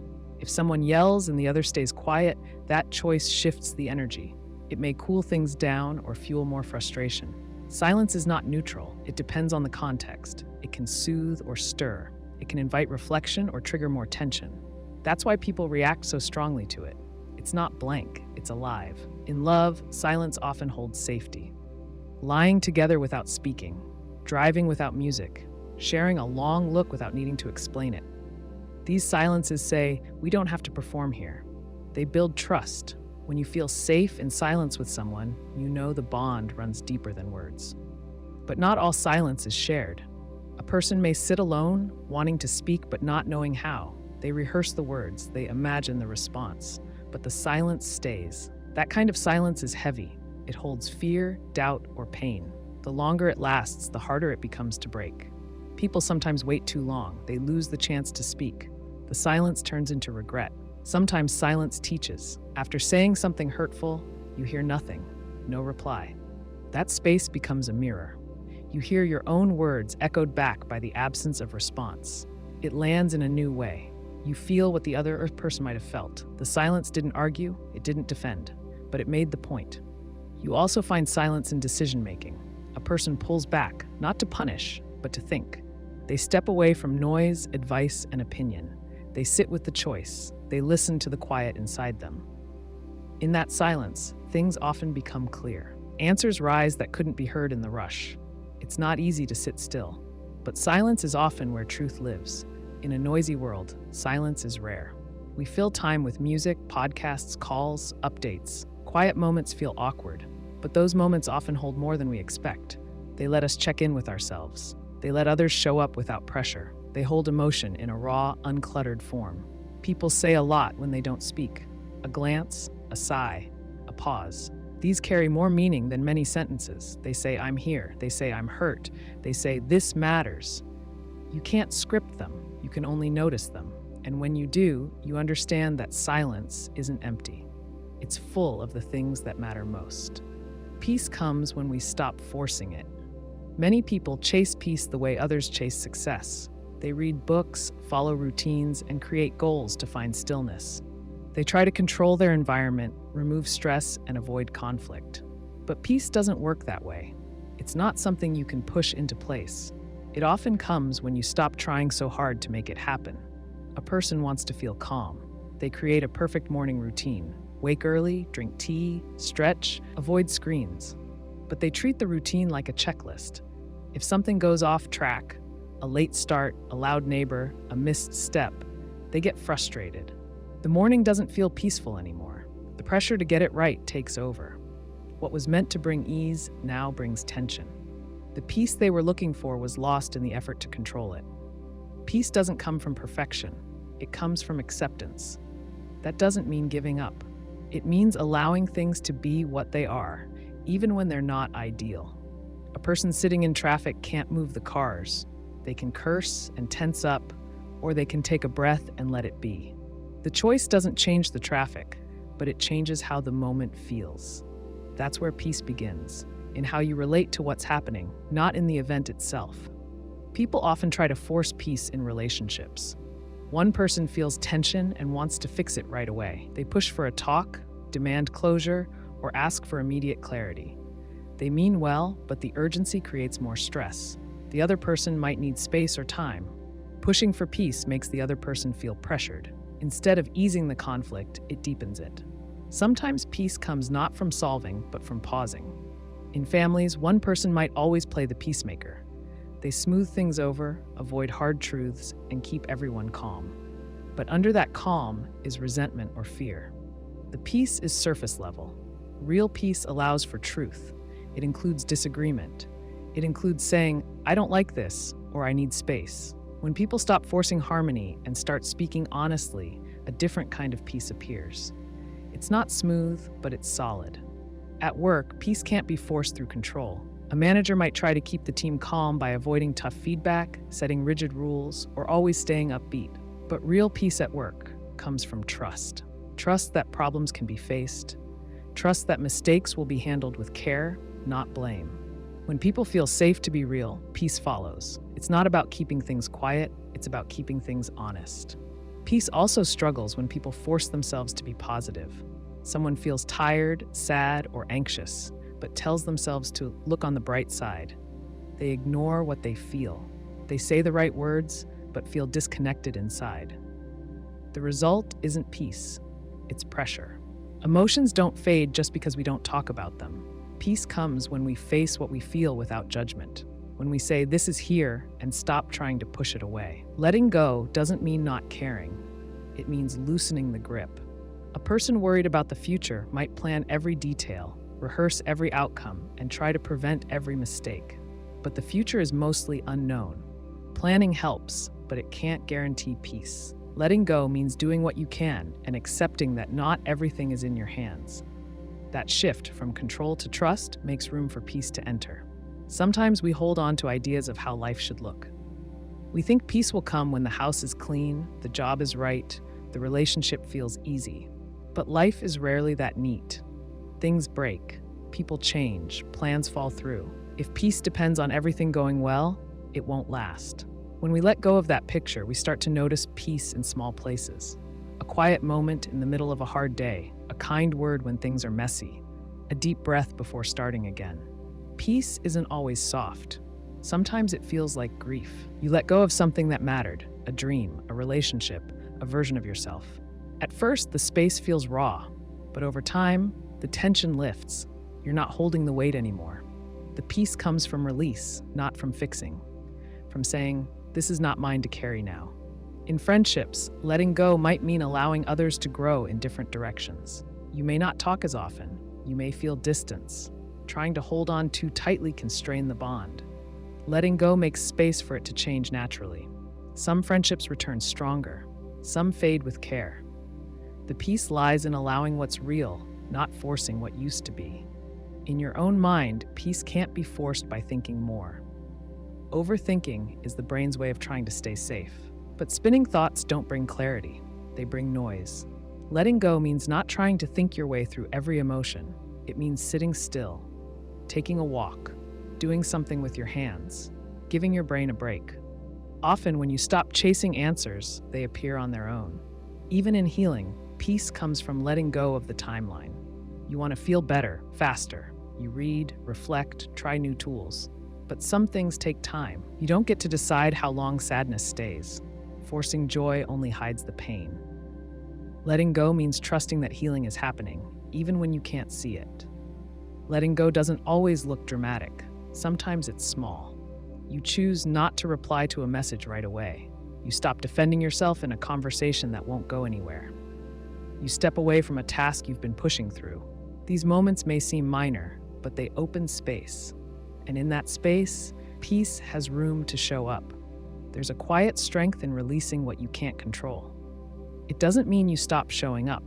It means you stop fighting what is. You stop needing to win every argument, fix every problem, or predict every outcome. You trust that you can handle what comes without trying to shape everything before it arrives. Peace comes when you let things be unfinished, unplanned, imperfect. When you stop forcing stillness and start living in it. Not by chasing silence, but by making space for it. Not by demanding calm, but by welcoming it when it comes. The less you force peace, the more you find it waiting for you in the quiet parts of life. Fear of death can prevent us from fully living. It sits under many choices we make, but rarely gets named. It shapes how we spend time, how we protect ourselves, and how we avoid risk. The fear doesn't always show up as panic or dread. Sometimes it hides in routine, in caution, in silence. We avoid discomfort, not just because it's unpleasant, but because it reminds us how fragile life is. A person who fears death might not say it outright. Instead, they stay in a job that drains them because it feels secure. They avoid travel or change because it brings uncertainty. They stick to what's familiar. The goal is safety, but safety can become a cage. In trying not to lose life, they miss living it. Each day becomes about maintenance, not movement. They survive well, but they don't feel alive. Another person builds their life around health. They eat well, exercise, and avoid risk. These choices seem wise, but beneath the discipline is fear. If they miss a day, if they eat the wrong thing, they feel anxious. It's not just about wellness, it's about control. They hope that if they do everything right, they can hold off the end. But death doesn't follow rules, and the effort to control it steals joy from the present. Some people avoid closeness because of this fear. They keep relationships light. They don't allow themselves to love too deeply. They've lost someone before and don't want to feel that pain again. So they build walls. They laugh, they spend time, but they stay guarded. The fear isn't just about death, it's about loss. To care deeply is to risk heartbreak. But without that risk, love stays shallow. Others fill their lives with distractions, work, entertainment, noise. They keep busy so they don't have to think. Stillness brings questions about meaning, time, purpose. Death becomes a shadow they don't want to face. But that shadow still shapes them. They make choices based on avoidance. They say yes to things that numb. They say no to things that ask for presence. In trying not to think about death, they drift away from life. Children don't carry this fear the same way. They play, fall, and get up again. They take risks without measuring the cost. They don't avoid life. They explore it. They cry hard, laugh loud, ask big questions. Somewhere along the way, that openness fades. They grow up. They learn what pain feels like. They see loss, and they try to build walls around it. But the walls don't stop time. They only stop connection. Grief often brings this fear to the surface. When someone close dies, you're reminded that no one is guaranteed tomorrow. That truth can leave people frozen. They become afraid to make plans, to hope, to open up. They think, what's the point if it could all end? But the loss also carries a message. If life is short, then the moments we do have matter more. If anything can end, then anything can begin. The fear doesn't have to shrink life. It can sharpen it. The pandemic made this fear louder. Suddenly, death felt closer. People isolated, took precautions, and watched numbers climb. Some became paralyzed by the weight of it. Others reacted by clinging harder to control. But some also woke up. They left jobs that didn't fit. They moved closer to family. They spoke more honestly. Fear reminded them that waiting doesn't promise safety. It only delays truth. Not all fear of death is bad. It keeps people alert. It can protect from reckless decisions. But when the fear takes over, it narrows life. It tells people to stay small. Don't speak up. Don't try something new. Don't dream too far. That mindset doesn't just fear death, it fears life. Some try to avoid this fear by pretending it doesn't exist. They joke about death, make light of it, or brush it off. But that doesn't mean they've made peace with it. It just means they've learned to hide it. True peace doesn't come from ignoring death. It comes from facing it, from saying, I know this ends. So while it lasts, I want to show up fully. There's a shift that happens when people accept death, not as a threat, but as part of life. They stop measuring success by how long they can stretch the timeline. They start asking what kind of time they want to have. They stop chasing more and start choosing better. They spend time with people they love. They try things that scare them. They say what they mean. An older person who has faced loss may understand this well. They know what matters. They don't rush. They listen more. They don't waste time trying to impress. They focus on connection. They've let go of the illusion that life is unlimited. And in doing so, they live more freely. Facing the fear of death can also help people clarify values. When you ask what you would do if time was short, the answers tend to be simple. Spend time with someone. Forgive. Create something. Be outside. These are not grand gestures. They're real. They hold weight because they matter now, not someday. The fear of death doesn't always go away, but it can soften. When people live in line with what matters, the fear loses its grip. They know they're using time well, not perfectly, but intentionally. They don't try to outrun the end. They focus on showing up while they can. Some people write letters, make art, or share stories as a way to face the fear. These acts don't remove the fact of death, but they help people shape it. They say, "I was here, I cared, I saw beauty." That kind of expression becomes a bridge not away from fear, but through it. You don't need to live in fear to honor life. You don't need to ignore death to enjoy the moment. You can hold both. You can say, "This matters because it ends." You can feel the fear and still move forward. The goal isn't to beat the fear, it's to stop letting it block the path. When people stop trying to escape death, they stop escaping life. They stop living small. They speak more clearly. They love more openly. They take fewer things for granted. They stop waiting for the right time. They understand that the right time is now, not because they know how long they have, but because they don't. And that awareness, held with care, brings them closer to something they were trying to find all along. Not just a longer life, a fuller one. Money buys comfort, not joy or meaning. It helps with many parts of life. It pays for food, shelter, medicine, and education. It reduces certain types of stress. A person with enough money can sleep in a warm bed, eat when hungry, and avoid many daily struggles. But beyond that point, money starts to show its limits. It cannot fix what's missing inside. It can't replace connection, purpose, or peace. Someone who grows up with little money knows what it means to stretch every dollar. When they finally earn more, they feel relief. They don't have to worry as much about bills. They can take time off when sick. They can buy better food and live in a safer place. These changes matter. But after a certain level of comfort is met, more money doesn't bring more ease. The fear of not having enough gets replaced by a fear of losing what's been gained. A person may upgrade their life, new house, new car, new clothes. These things feel good at first. There's pride and maybe excitement, but over time, they become normal. The brain adjusts, the joy fades. Then the person starts chasing the next thing.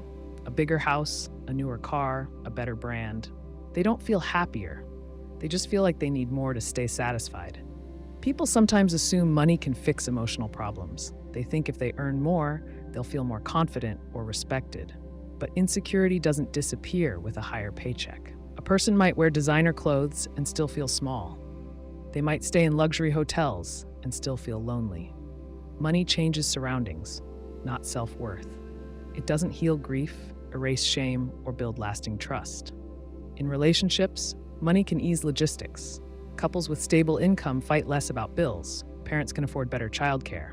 Friends can travel together without worry. But money doesn't solve the deeper work. It doesn't teach communication or patience. It can't repair betrayal or build intimacy. Some of the richest people feel most alone, not because they lack company, but because their relationships don't reach the heart. Work often shows how money shapes decisions. A person may stay in a job they dislike because it pays well. They wake up tired, count the hours, and feel stuck. They tell themselves the money makes it worth it, and for a time it might, but years pass and the cost builds. The job drains them. They lose a sense of who they are. They miss family events, stop hobbies, and ignore health. The paycheck grows, but the life shrinks. They bought stability, not joy. Some people chase success, hoping it will bring meaning. They build businesses, hit targets, and stack achievements. On the outside, they seem fulfilled. On the inside, they feel hollow. They worked hard, but now wonder why it doesn't feel like enough. The issue isn't the work. It's the belief that success alone brings purpose. Meaning doesn't come from numbers. It comes from impact, from connection, from doing something that feels true. There's a difference between buying experiences and having them. A person can book a trip, stay in a 5-star hotel, and never feel connected to the place. They take photos, post updates, and check boxes. But they don't slow down. They don't talk to locals or explore outside the plan. The money made the trip possible, but it didn't shape how the trip felt. Attention, presence, and curiosity matter more than the view. Children raised with wealth may still feel neglected if their parents are absent. A room full of toys doesn't replace time, care, or listening. A teenager might drive a nice car to school, but feel unseen at home. The resources are there, but the relationship is not. Money can't make someone feel loved. It can't teach emotional safety. Even in giving, money can't replace presence. A person might donate large amounts to causes they care about. That helps. It supports change. But if they never show up, never speak with the people affected, never stay involved, something gets lost. Giving money is powerful. Giving time, energy, and attention adds depth. Mental health shows another limit. Therapy, medication, and rest all cost money. Having the resources helps, but healing takes more than cash. It takes honesty, effort, and time. You can't buy your way through grief. You can't speed up self-understanding. You can only do the work, whether you sit in a luxury office or a public clinic. Some believe they'll be free once they make enough. They imagine a version of life with no stress. But freedom doesn't only come from wealth. It comes from clarity, from knowing what matters, what to say no to, and how to live on your terms. A person earning a modest income but living in line with their values may feel more free than someone wealthy who feels trapped by image and pressure. Money also creates comparison. A person might feel fine about their life until they see someone with more. Social media adds to this. People post highlights, vacations, purchases, milestones. Others watch and wonder if they're behind. They weren't unhappy before, but now they feel small. This isn't about what they need, it's about what they think they should have. The chase begins again. Money can mask problems. A person going through a divorce might buy new things to feel better. A person feeling lost might work more to avoid the feeling.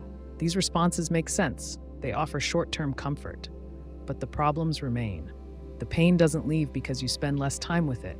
It only gets buried. True comfort is valuable. It allows people to breathe, to stop surviving and start choosing. But after that point, money's power fades. It can open doors but not walk through them. It can't replace meaning, which comes from how you live, not what you buy. People often learn this through loss. A person gets sick, a relationship ends, a loved one passes. In those moments, the money doesn't matter. It might help with logistics, but the real questions are always the same. Was I there? Did I show up fully? Did I say what mattered? These are not financial questions. They are human ones. Money has its place. It helps build structure, security, and access. But joy, meaning, and peace grow from deeper soil. They grow through connection, truth, and presence. If you have money, it can support your life. If you expect it to complete your life, it will fall short. The heart needs more than comfort. It needs something real. Those who seem toughest often carry unseen wounds. They show up strong, reliable, and composed. They rarely complain, rarely cry, and rarely ask for help. Others look to them during hard times, assuming they can handle anything. But that surface strength often hides something deeper. Inside, there may be pain they've never shared, fear they've never named, or pressure they've never escaped.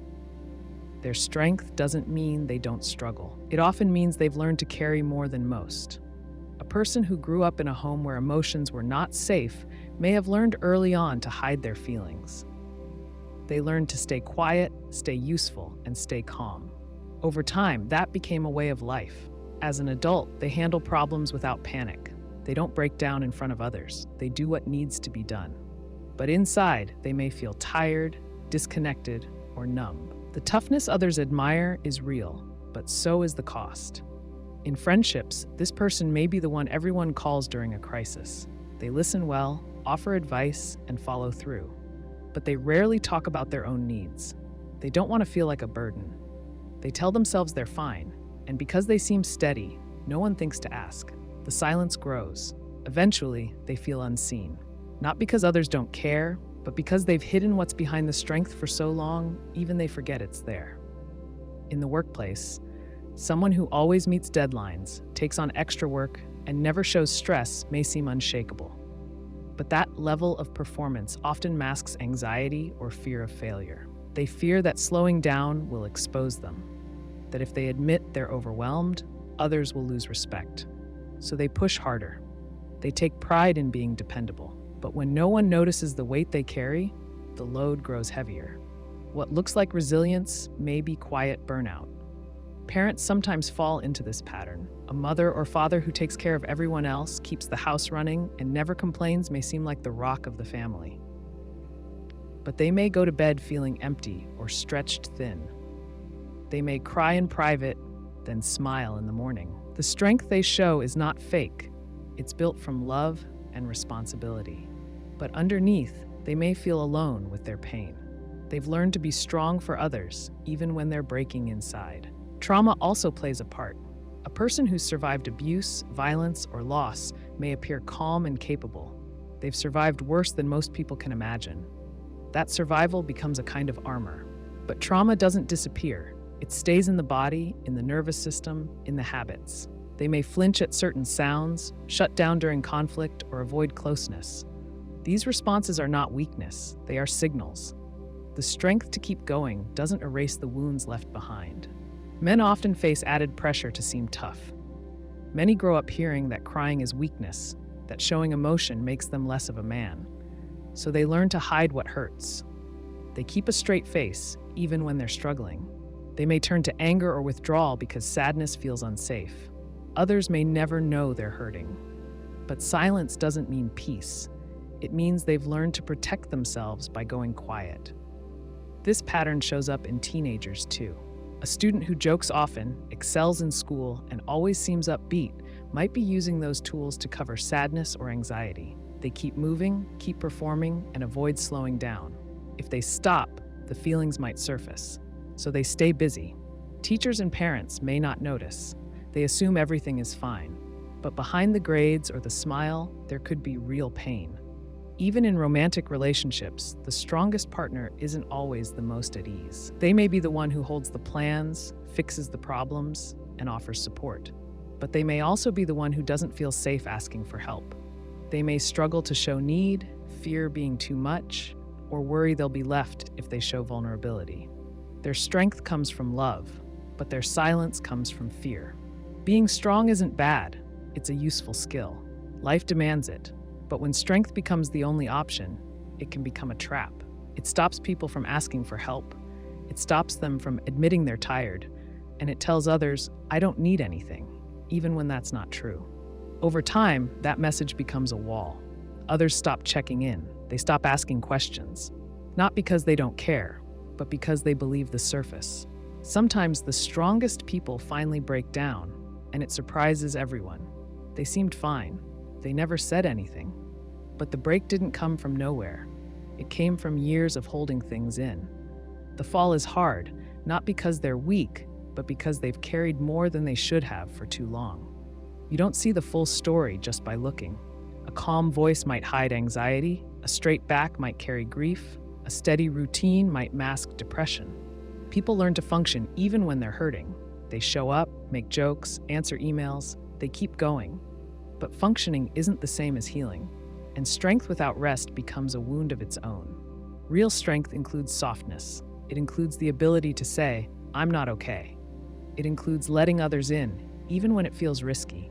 It includes crying without shame, resting without guilt, asking for help without fear of losing worth. These acts don't take away strength, they prove it.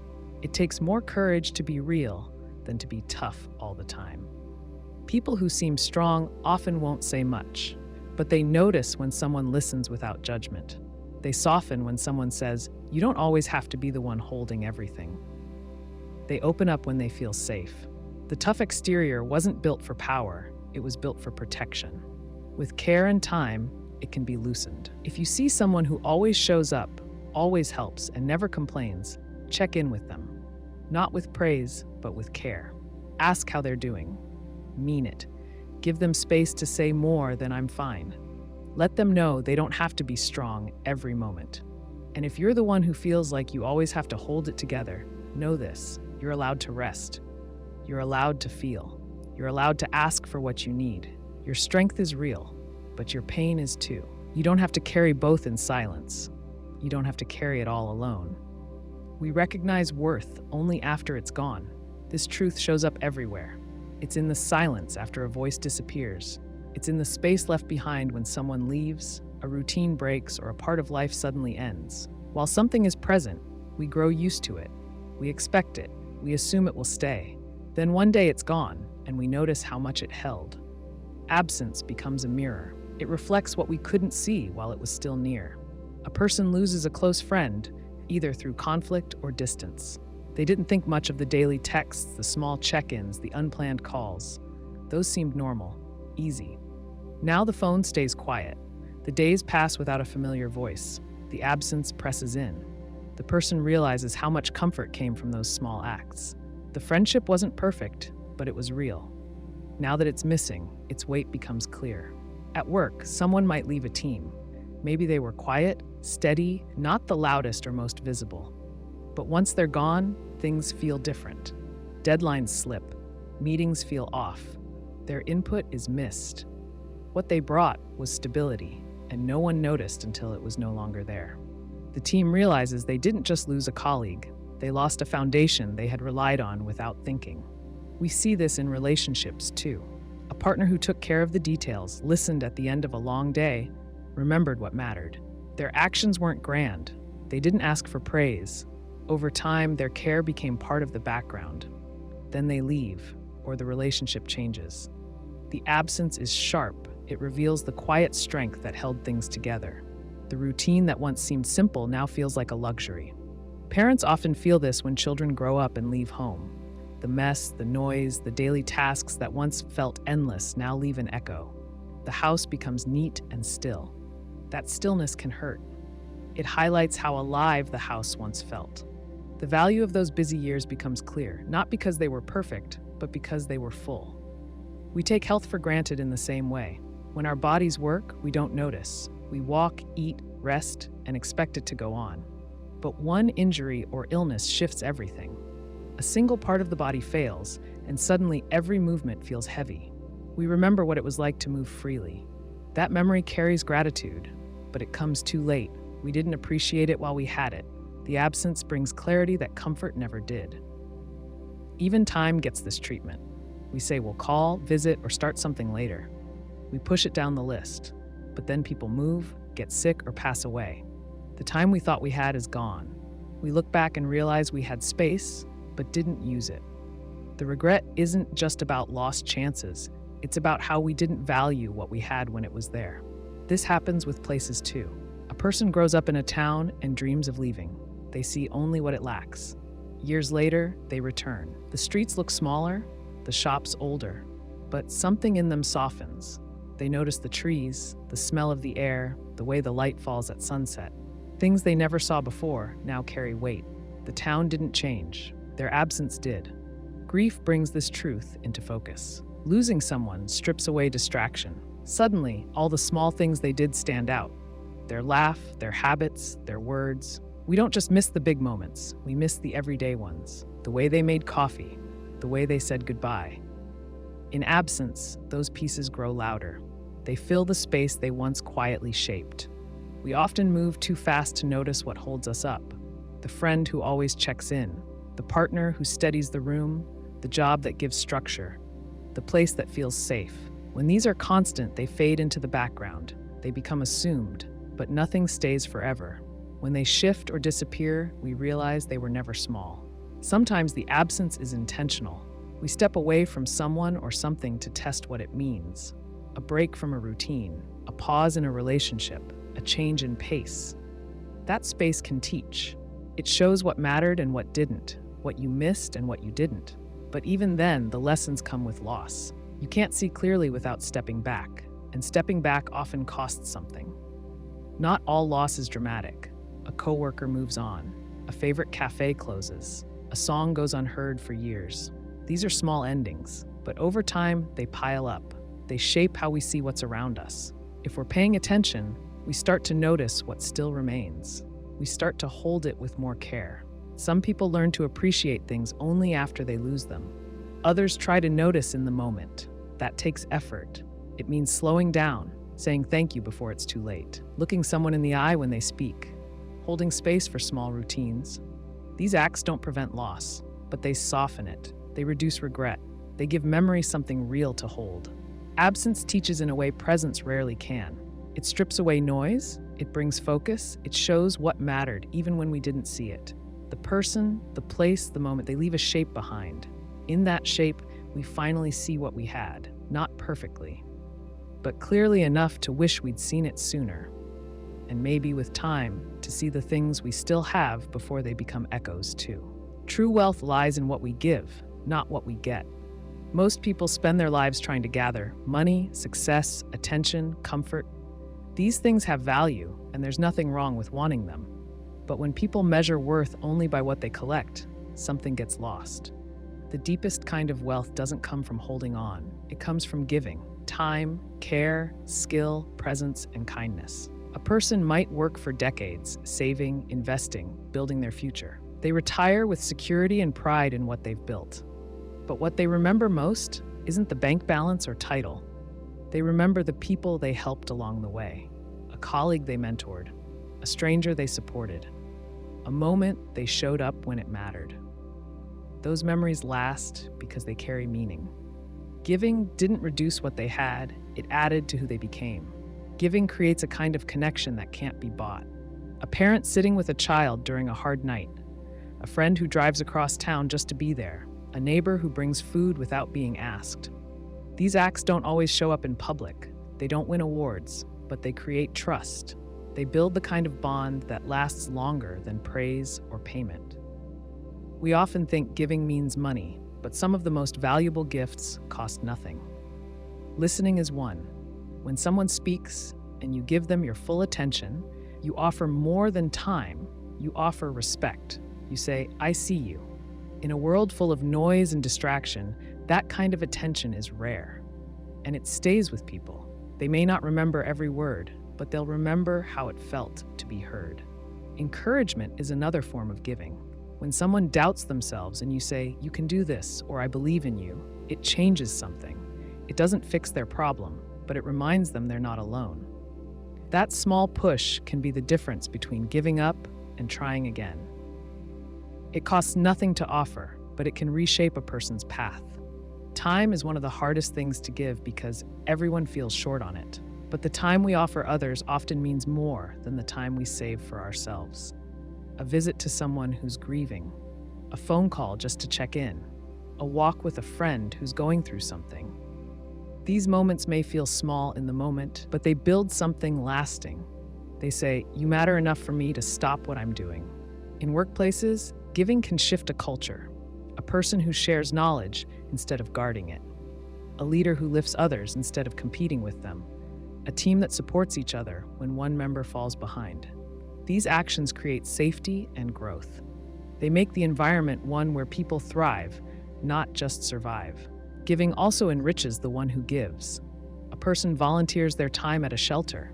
They think they're helping others, and they are. But they also feel something inside shift. They feel grounded. They see life through another lens.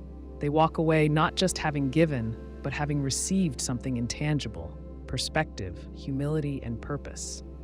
There's a reason people who give regularly often report feeling happier. It's not just about doing good, it's about moving the focus outward.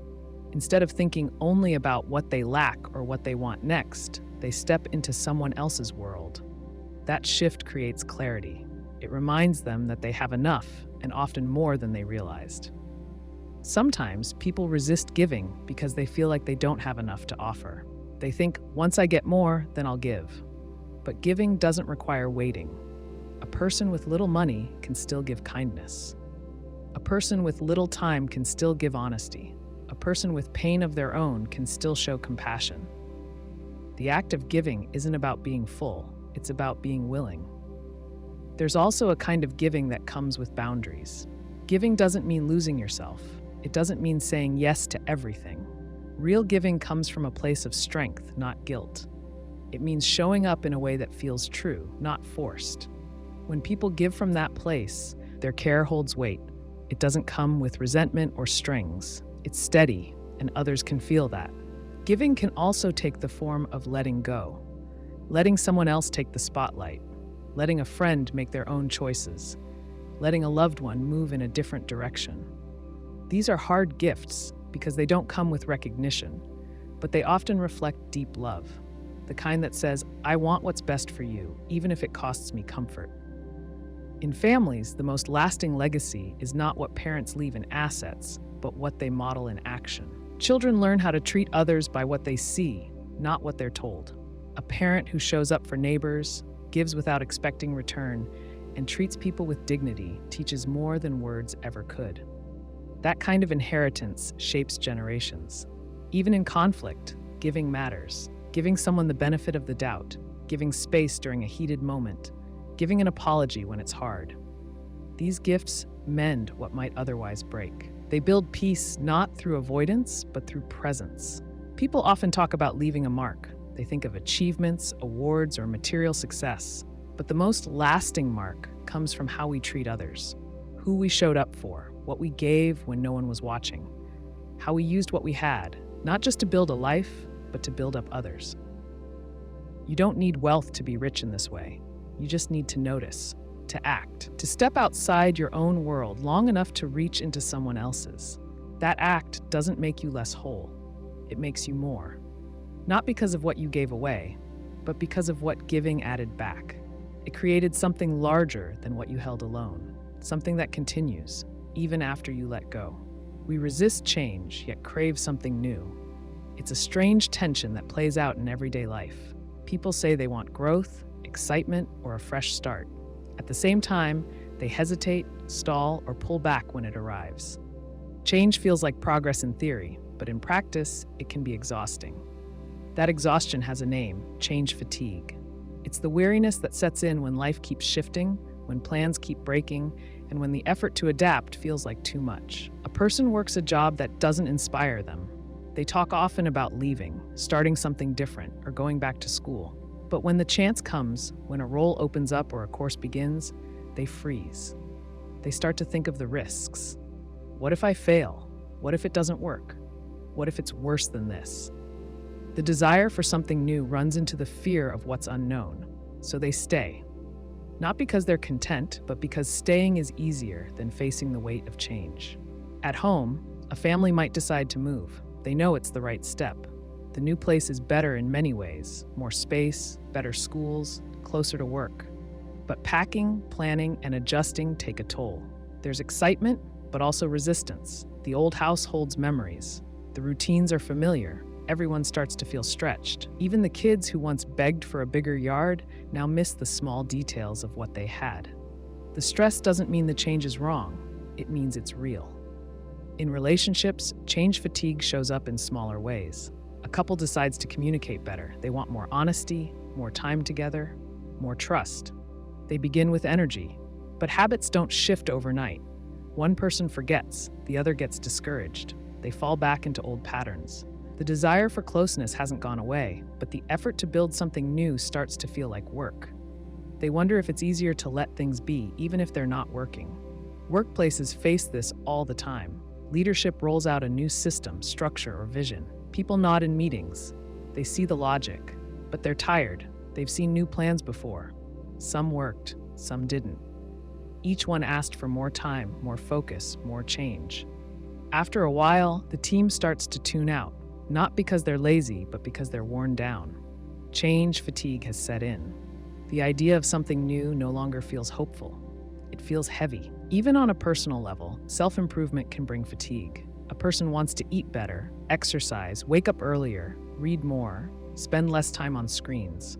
These are good goals, but stacking too many at once creates pressure. They begin with energy, set schedules, track habits, but life gets in the way. One skipped workout turns into a week. The guilt creeps in. The initial excitement fades. What was supposed to feel like growth now feels like failure. The desire for change becomes another source of stress. People often don't talk about how much energy change requires. Not just physical effort, but emotional weight. Every shift demands attention, choices, and adjustment. Even good changes bring loss. Starting something new means leaving something behind. That loss isn't always obvious, but it adds up. A friend moves away, a team reorganizes, a tradition ends. These moments might not be huge, but they take something. When they come too fast or too often, they drain a person's ability to adapt. There's also the matter of timing. Life doesn't always wait for us to feel ready. Sometimes changes come before we've prepared. A breakup, a layoff, a diagnosis, a move. These moments can push people into survival mode. They do what's needed, but the emotional impact lingers. Then, just as they find their footing, another shift appears. It's not the change itself that breaks them. It's the speed, the pileup, the lack of pause. Technology speeds everything up. People get updates constantly. News, trends, ideas, conversations, everything moves quickly. There's always a new app, a new way to work, a new social rule. Keeping up can feel like a job in itself. If you fall behind, you feel out of step. If you try to keep up, you risk burnout. That rhythm wears people down. They crave stillness, but the pace keeps pulling them forward. Despite all this, people still crave change. They want their lives to feel different, not just better, but more alive. They imagine new jobs, new cities, new versions of themselves. They daydream about starting over. But wanting something new doesn't mean being ready for what it takes to get there.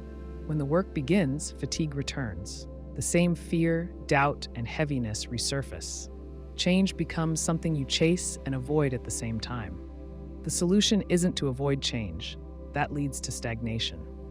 But it helps to approach change with care. One shift at a time. One habit, not 10. Small steps, not overhauls. Rest between efforts. Room to feel the impact. People need space to process, not just push through. It also helps to name the fatigue, to say, I want this, but I'm tired. That honesty matters. It allows people to slow down without giving up, to pause without quitting. It makes the process more human, less about performance, more about pace. Sometimes change needs to come from a different place, not from pressure to fix everything, but from a deeper sense of need. Not from outside demands, but from internal clarity. When the reason for change feels real and personal, the fatigue doesn't go away, but it becomes easier to carry. Everyone moves through change at their own speed. What feels right for one person might feel overwhelming for another. There's no perfect pace. What matters is staying in motion, even if that motion is slow, even if it means resting halfway, even if it means starting again after stopping. People resist change because they fear loss. They crave it because they know life can't stay the same. Living in that tension is part of being human. Some days it feels like growth, other days it feels like survival. Both are real, both count, and both shape the way we change, again and again. Trust takes years to build and seconds to break. It's one of the most valuable things we can offer or receive. It shapes how we connect, how we communicate, and how safe we feel around others. When trust is strong, it provides calm in hard times. It allows people to open up, speak freely, and rely on each other. But when it's damaged, even once, everything shifts. The damage can happen fast, and rebuilding it is slow and uncertain. A person shows up for a friend time and again. They listen, support, and offer their time without being asked. Over the years, that steady presence builds something strong. Then one day, the friend shares something personal, and the person repeats it to someone else. It seems small. Maybe they didn't mean harm, but word gets back. The trust changes. What felt solid now feels shaky. The friend thinks twice before sharing again. One slip undoes years of showing up. In relationships, the same pattern holds. Two people grow close. They tell each other secrets. They build routines. They start to believe in the bond. Then one person lies. Maybe it's about something small, a missed call, a forgotten plan, or maybe it's something bigger. Either way, the lie lands hard. The other person begins to wonder what else was untrue. The silence that follows feels different. They second guess even when the truth returns. The lie didn't just break a moment. It broke the story they believed they were living. Workplaces run on trust too. A manager tells the team they're safe to speak freely. At first, people test the waters. They share ideas. One person brings up a concern. A week later, that person gets passed over for a project. The rest of the team notices. They say less. The promise of openness now feels like a trap. One action changed the tone of the whole group. Sometimes trust is broken not by words, but by silence. A person goes through something hard and reaches out. The other person doesn't respond. Maybe they were busy. Maybe they didn't know what to say. But the silence hurt. It said, "You don't matter enough." Whether it was meant that way or not, that's how it landed. Trust slipped away without a single word spoken. Families often carry long stories of trust broken and rebuilt. A parent promises to change. They do for a while, then fall back into old habits. A child forgives, then feels hurt again. Over time, the child learns not to believe the words, not because they don't want to, but because it's safer to doubt. The bond still exists, but it's guarded. The warmth is mixed with caution. People sometimes think an apology will fix it, and sometimes it helps. But trust is not just about saying sorry. It's about pattern, about action. One honest moment doesn't erase 10 broken ones. Rebuilding trust means proving over and over that the slip was the exception, not the rule. That takes time, that takes consistency. Without those, the words don't land. Even small things shape trust. Being on time, following through, listening fully. These acts tell people they matter.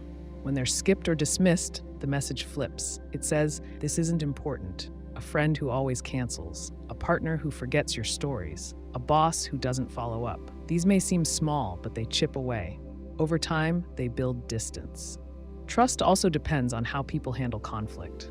When something goes wrong, do they blame or reflect? Do they attack or stay present?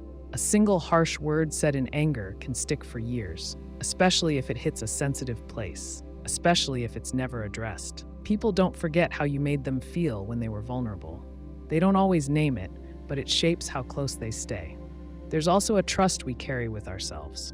When we make promises to change, to leave, to speak up, and then don't follow through, we chip away at that self-trust. We stop believing in our own word. That makes every new promise harder. We doubt our next step before we take it. This doubt isn't weakness, it's a signal. It says, you've let yourself down too many times. Rebuilding that trust means keeping even the smallest promises. Not for results, but for belief. Social media changes how trust breaks too. A private message made public, a photo shared without asking, a joke that crossed a line. What once felt personal now feels exposed. The speed of the break is faster and the reach is wider. Rebuilding becomes harder because more people saw the moment crack. Trust is fragile because it's built on belief, not proof. You believe someone will do what they say, you believe they care, you believe they'll show up when it matters. But belief is soft, it's not locked in. One action that doesn't match the pattern makes you question the whole story. That's not overreaction, that's human. Sometimes people say, you should have known who I was before this. But that's not how trust works. Trust is built in the present, over time. It's built in small actions, not big claims. When those actions stop matching the image breaks. You can't tell someone to trust you, you have to give them reason to. Not all trust breaks are final. Some can be repaired, but only if both people want to do the work. Only if the one who broke the trust can sit with what they caused without rushing to fix it. Only if the one who was hurt can name their pain without being pushed to forgive before they're ready. That space is hard. It requires patience, and not everyone makes it through. Some people never get the trust they deserve. They keep showing up, keep giving, and keep getting let down. Over time, they grow quiet. They stop offering their full selves, not because they've changed, but because the world taught them not to expect much. When trust is broken too many times, people stop hoping. They build walls, not to punish, but to protect. Trust grows in layers. It starts with small things and expands. Each time someone keeps a promise, it adds a layer. Each time they handle something gently, another. But break that once, and those layers don't just crack, they shift. The foundation moves, and once it moves, you feel it in every step. The strength of trust isn't in how firm it looks, but in how well it holds under pressure. You see its shape most clearly when something goes wrong. If it bends without breaking, it's strong. If it snaps at the first stress, it wasn't built well to begin with. What matters is not just what was said, but what was proven over time in action. Quietly, consistently, with care. Love hurts. It's not always violent or dramatic, but it cuts in ways nothing else can. It reaches deep because it matters. The more we care, the more we open ourselves to being shaken, disappointed, or left behind. Still, we keep reaching for it. We fall in love again. We hold on to it even when it slips. We chase it even after we've been hurt by it.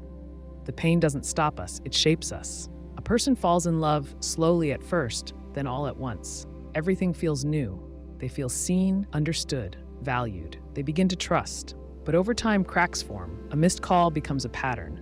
A harsh word stings, a promise breaks. They try to fix it, to hold on, but something shifts. The connection that once brought joy now brings confusion. And when it finally ends, they feel hollow. It's not just the loss, it's the echo of what could have been. Another person stays in a long relationship. They build a life together. They raise children, share meals, pay bills. They feel safe. But safety doesn't mean peace. They grow apart in small ways. The conversations grow thin, the touch fades. Love becomes duty. When they look at each other, they see someone they used to know. Letting go feels like failure. Staying feels like a slow ache. Either way, it hurts. Even new love can hurt. It carries risk. You wonder if the other person feels the same. You wait for replies. You question your words. You hold back pieces of yourself, not because you're hiding, but because you're scared. You fear being too much or not enough.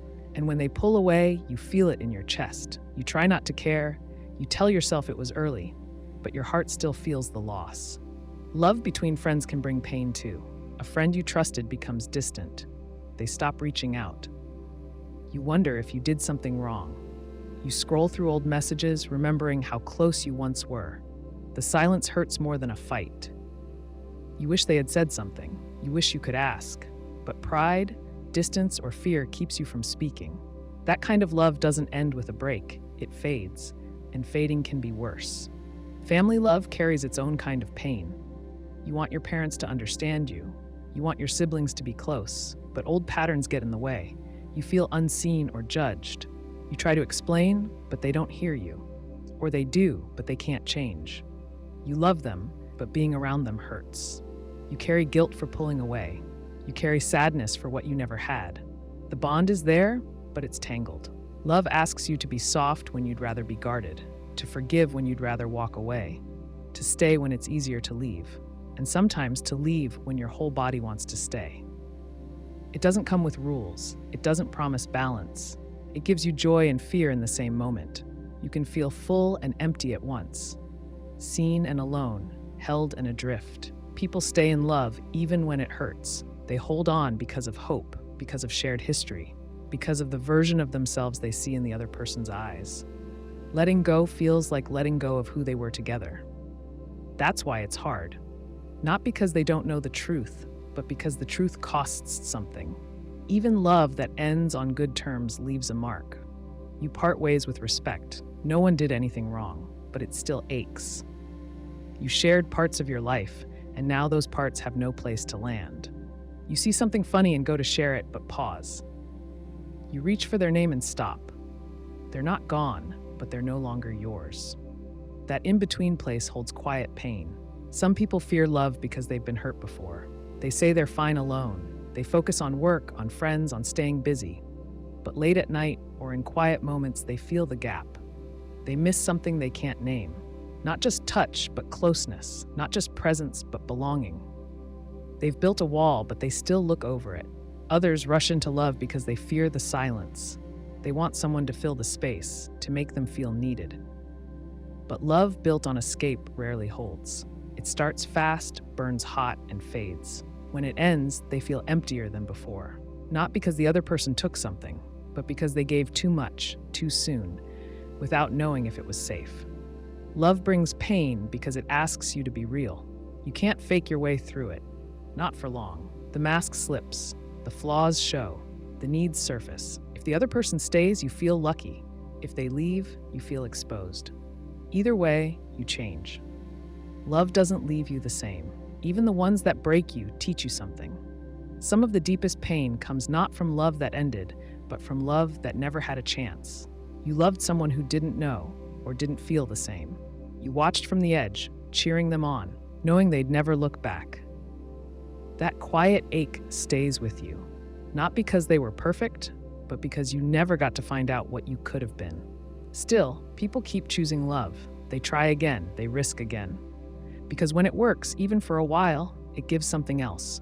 A sense of being known, a place to land, a way to feel less alone in the world. That's worth the risk. That's why the pain doesn't scare us off.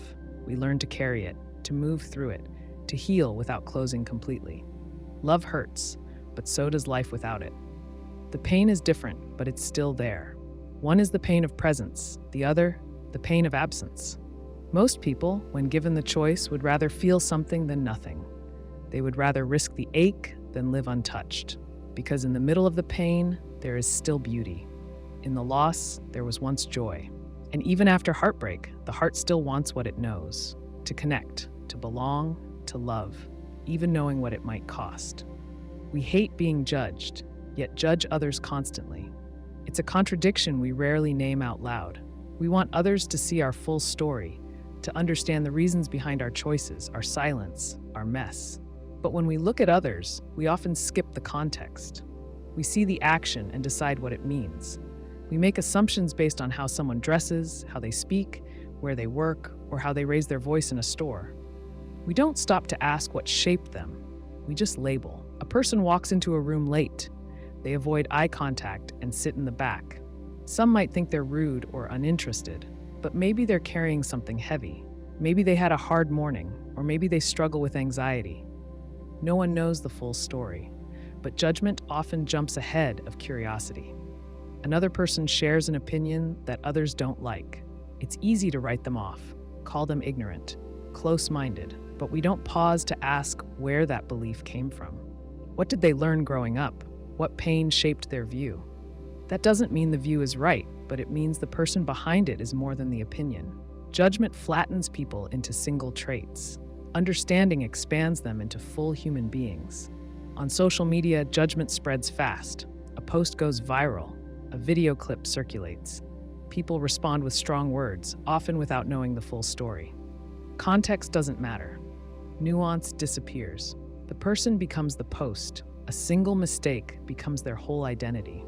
We've built systems that reward fast judgment and discourage slow reflection. But we feel it on the other side too.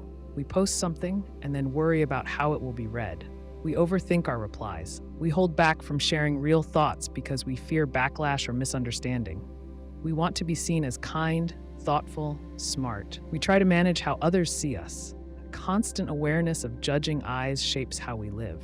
We edit ourselves, not to be honest, but to be accepted.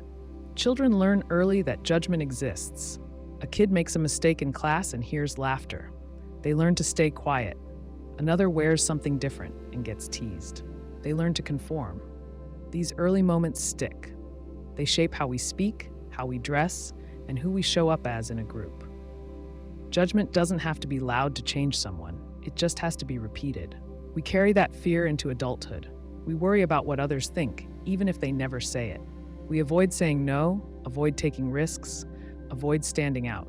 We play it safe, not because it's what we want, but because we fear what people will say. Sometimes it's not even real. It's imagined judgment. We assume others are watching closely, even when they're not. That assumption still has power. At the same time, we judge others for the same choices we fear being judged for. We see someone take a break and call them lazy. We see someone cry and think they're weak. We hear someone hesitate and question their skill. We forget how hard it is to be vulnerable. We forget what it feels like to be on the edge, unsure, just trying to get through the day. Judgment often comes from our own fear. When we see something in someone else that we haven't accepted in ourselves, we push it away. If we've learned to hide our own sadness, we might judge someone who shows theirs. If we've been taught to stay quiet, we might resent someone who speaks up. The judgment is not just about them, it's about what we're still wrestling with inside. There's also comfort in judging. It makes things simple, right or wrong, good or bad.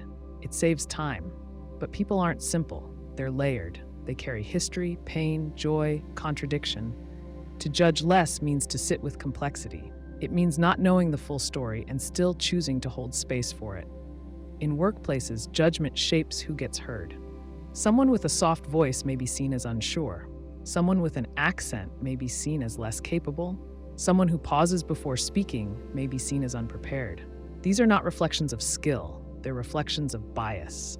And when left unchecked, that bias affects careers, confidence, and culture. Judgment also limits growth. When people fear being judged, they stop trying new things. A student won't raise their hand. A new employee won't share an idea. A friend won't admit they're struggling. Judgment makes people hide. And when they hide, everyone loses. The team loses input. The group loses honesty. The person loses the chance to feel seen. It's possible to notice someone's actions without judging their worth. You can say, "That hurt," or "That's not okay," without deciding they're a bad person. Accountability and judgment are not the same. One invites growth, the other shuts it down. Judgment says, "You are this." Accountability says, "This happened and it matters." There's also a difference between discernment and judgment.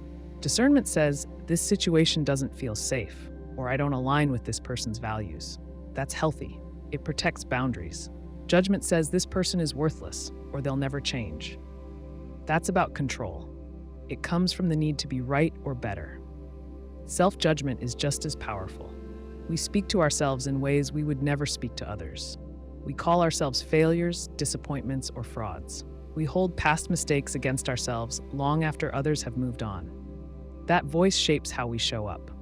When we judge ourselves harshly, we assume others will do the same, and we act from that place, closed, guarded, tired. But the truth is, most people are doing the best they can. They carry more than we can see. They're shaped by experiences we don't know. That doesn't excuse harm, but it changes how we see it. The pause between what we see and how we respond, that's where judgment loses power. That's where understanding starts. We will judge. It's part of being human. But we can notice it, name it, ask where it's coming from, and we can choose again and again to see people as more than the worst thing they've done or the thing we didn't understand. Because that's what we want too. To be seen as more than our mistakes, to be held with care, not critique, to be met with grace instead of assumption. That starts with how we look at others and how we choose to look at ourselves. We plan endlessly, knowing the future is unknown.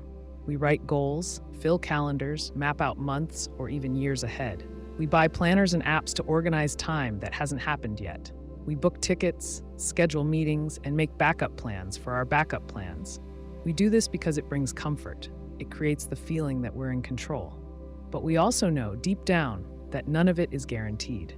Plans give structure, not certainty. A person plans a vacation months in advance.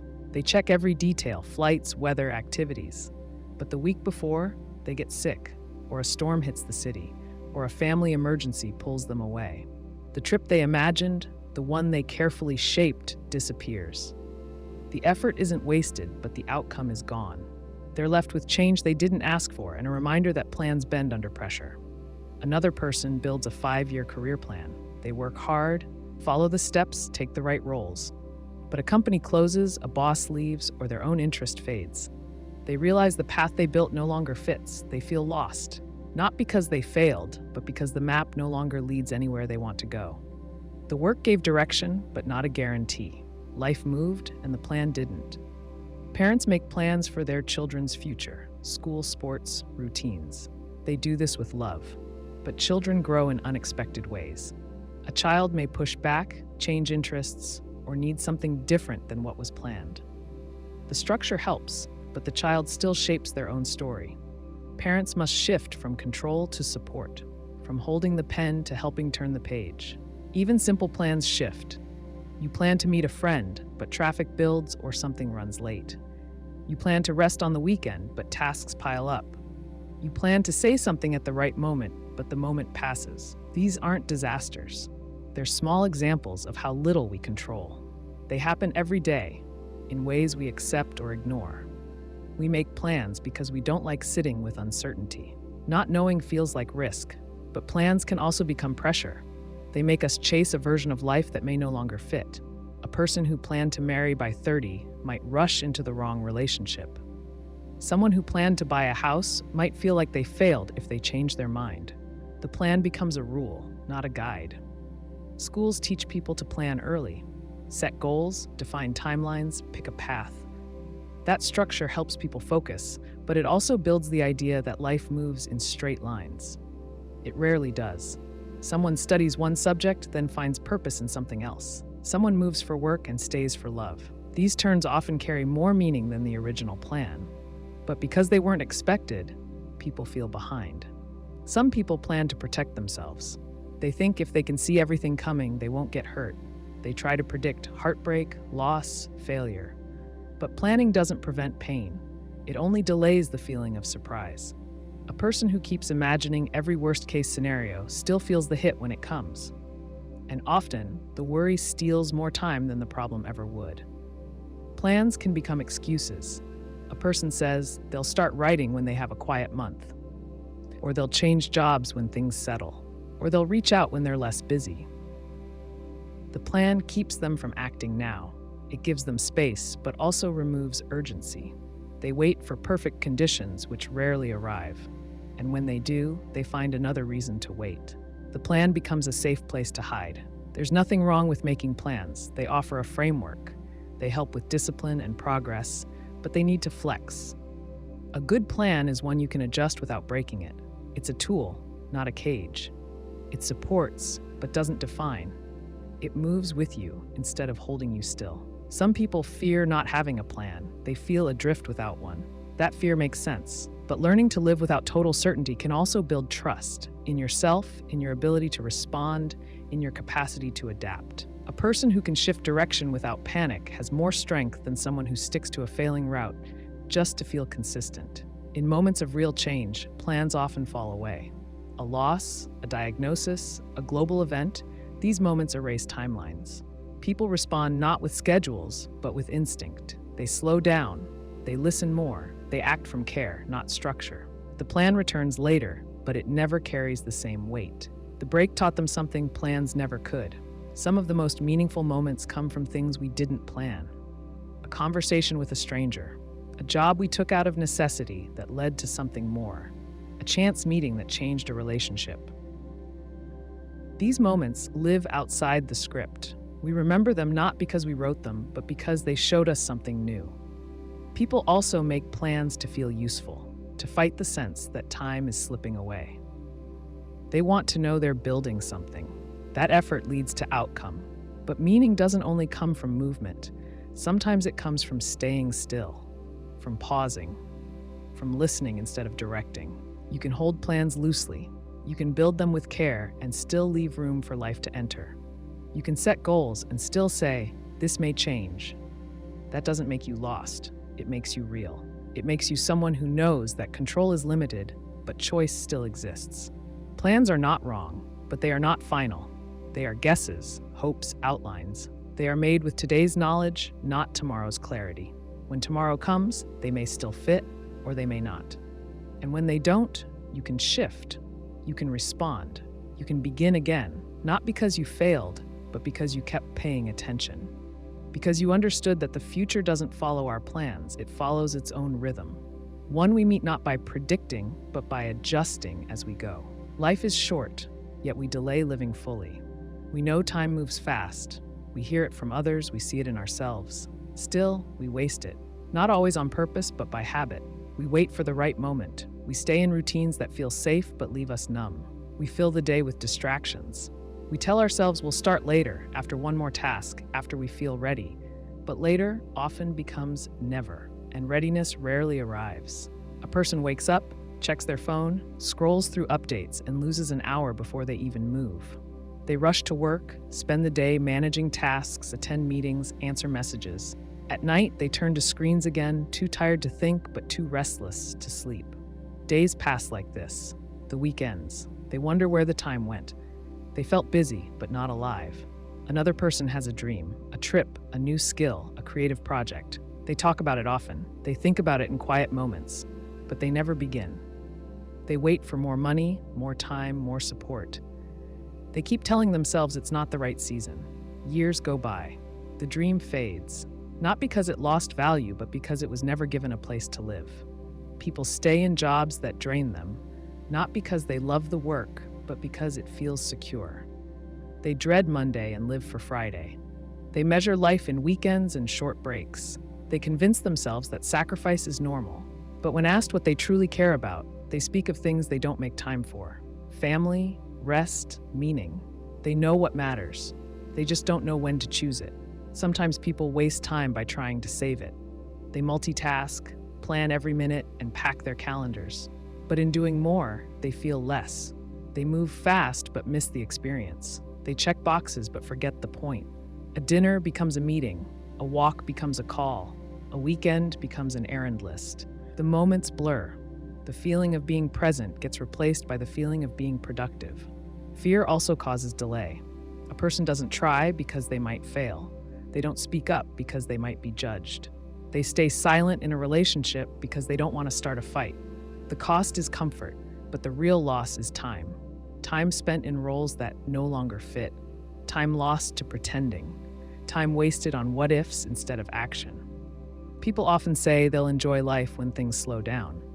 But most of life doesn't slow down. It moves with or without us. Waiting for peace can become a habit. A person avoids rest now, thinking they'll earn it later. They skip play, thinking it's not productive. They delay joy, thinking it must be deserved. But time doesn't ask what you've earned. It only passes. Even in rest, people waste time by never really resting. They check updates while watching a show. They think about work while sitting with family. They scroll through photos instead of being in the moment. The body is still, but the mind races. The moment is there, but they don't touch it. Wasting time isn't always about doing nothing. It's often about doing the wrong things for the wrong reasons. Saying yes to things you don't care about. Saying no to what brings you life. Filling space to avoid feeling. Choosing habits that drain instead of restore. These choices are small, but they add up. A person might say, "I'm too busy," but spend hours a day in distraction. That's not laziness, it's a kind of escape. Life feels overwhelming, so they seek noise, but the noise steals the hours. Then they feel guilt. The guilt brings more escape. The cycle continues. They're not wasting time because they don't care. They're wasting it because they don't know how to stop. Regret comes quietly. It shows up in the form of questions. What if I had tried? What if I had spoken? What if I had started? The clock doesn't answer. It keeps ticking. And the person is left with the weight of time they can't get back. But people also waste time by expecting it to always be there. They think there will always be another chance to call, to visit, to say what matters. Then someone leaves. The door closes. The chance is gone. They realize too late that time wasn't theirs to hold. Some people wake up after a loss or a scare, a diagnosis, a breakup, a death. Something shakes them. They realize life won't wait. They make changes fast. They speak more clearly. They live with more presence. Not because they found extra time, but because they stopped assuming it would always be available. It doesn't take a crisis to change. It takes honesty. Looking at your day and asking what you're really doing with it. Looking at your habits and asking what they're costing you. Looking at your life and asking whether you're truly in it or just watching it pass. Living fully doesn't mean doing more. It means choosing well. Choosing what aligns with your values. Choosing who you give your time to. Choosing how you show up. It means saying this matters and acting like it does. You don't need more time to live fully. You need less noise, fewer excuses, smaller delays. You need presence. You need courage to begin, even if the beginning is messy. You need to see time as something to be used with care, not just filled. We delay living not because we don't want life, but because we don't know when to start. The truth is, the only place to start is now. Not next year, not after the next goal. Now, in the space you already have, in the life that's already moving, in the time that won't wait.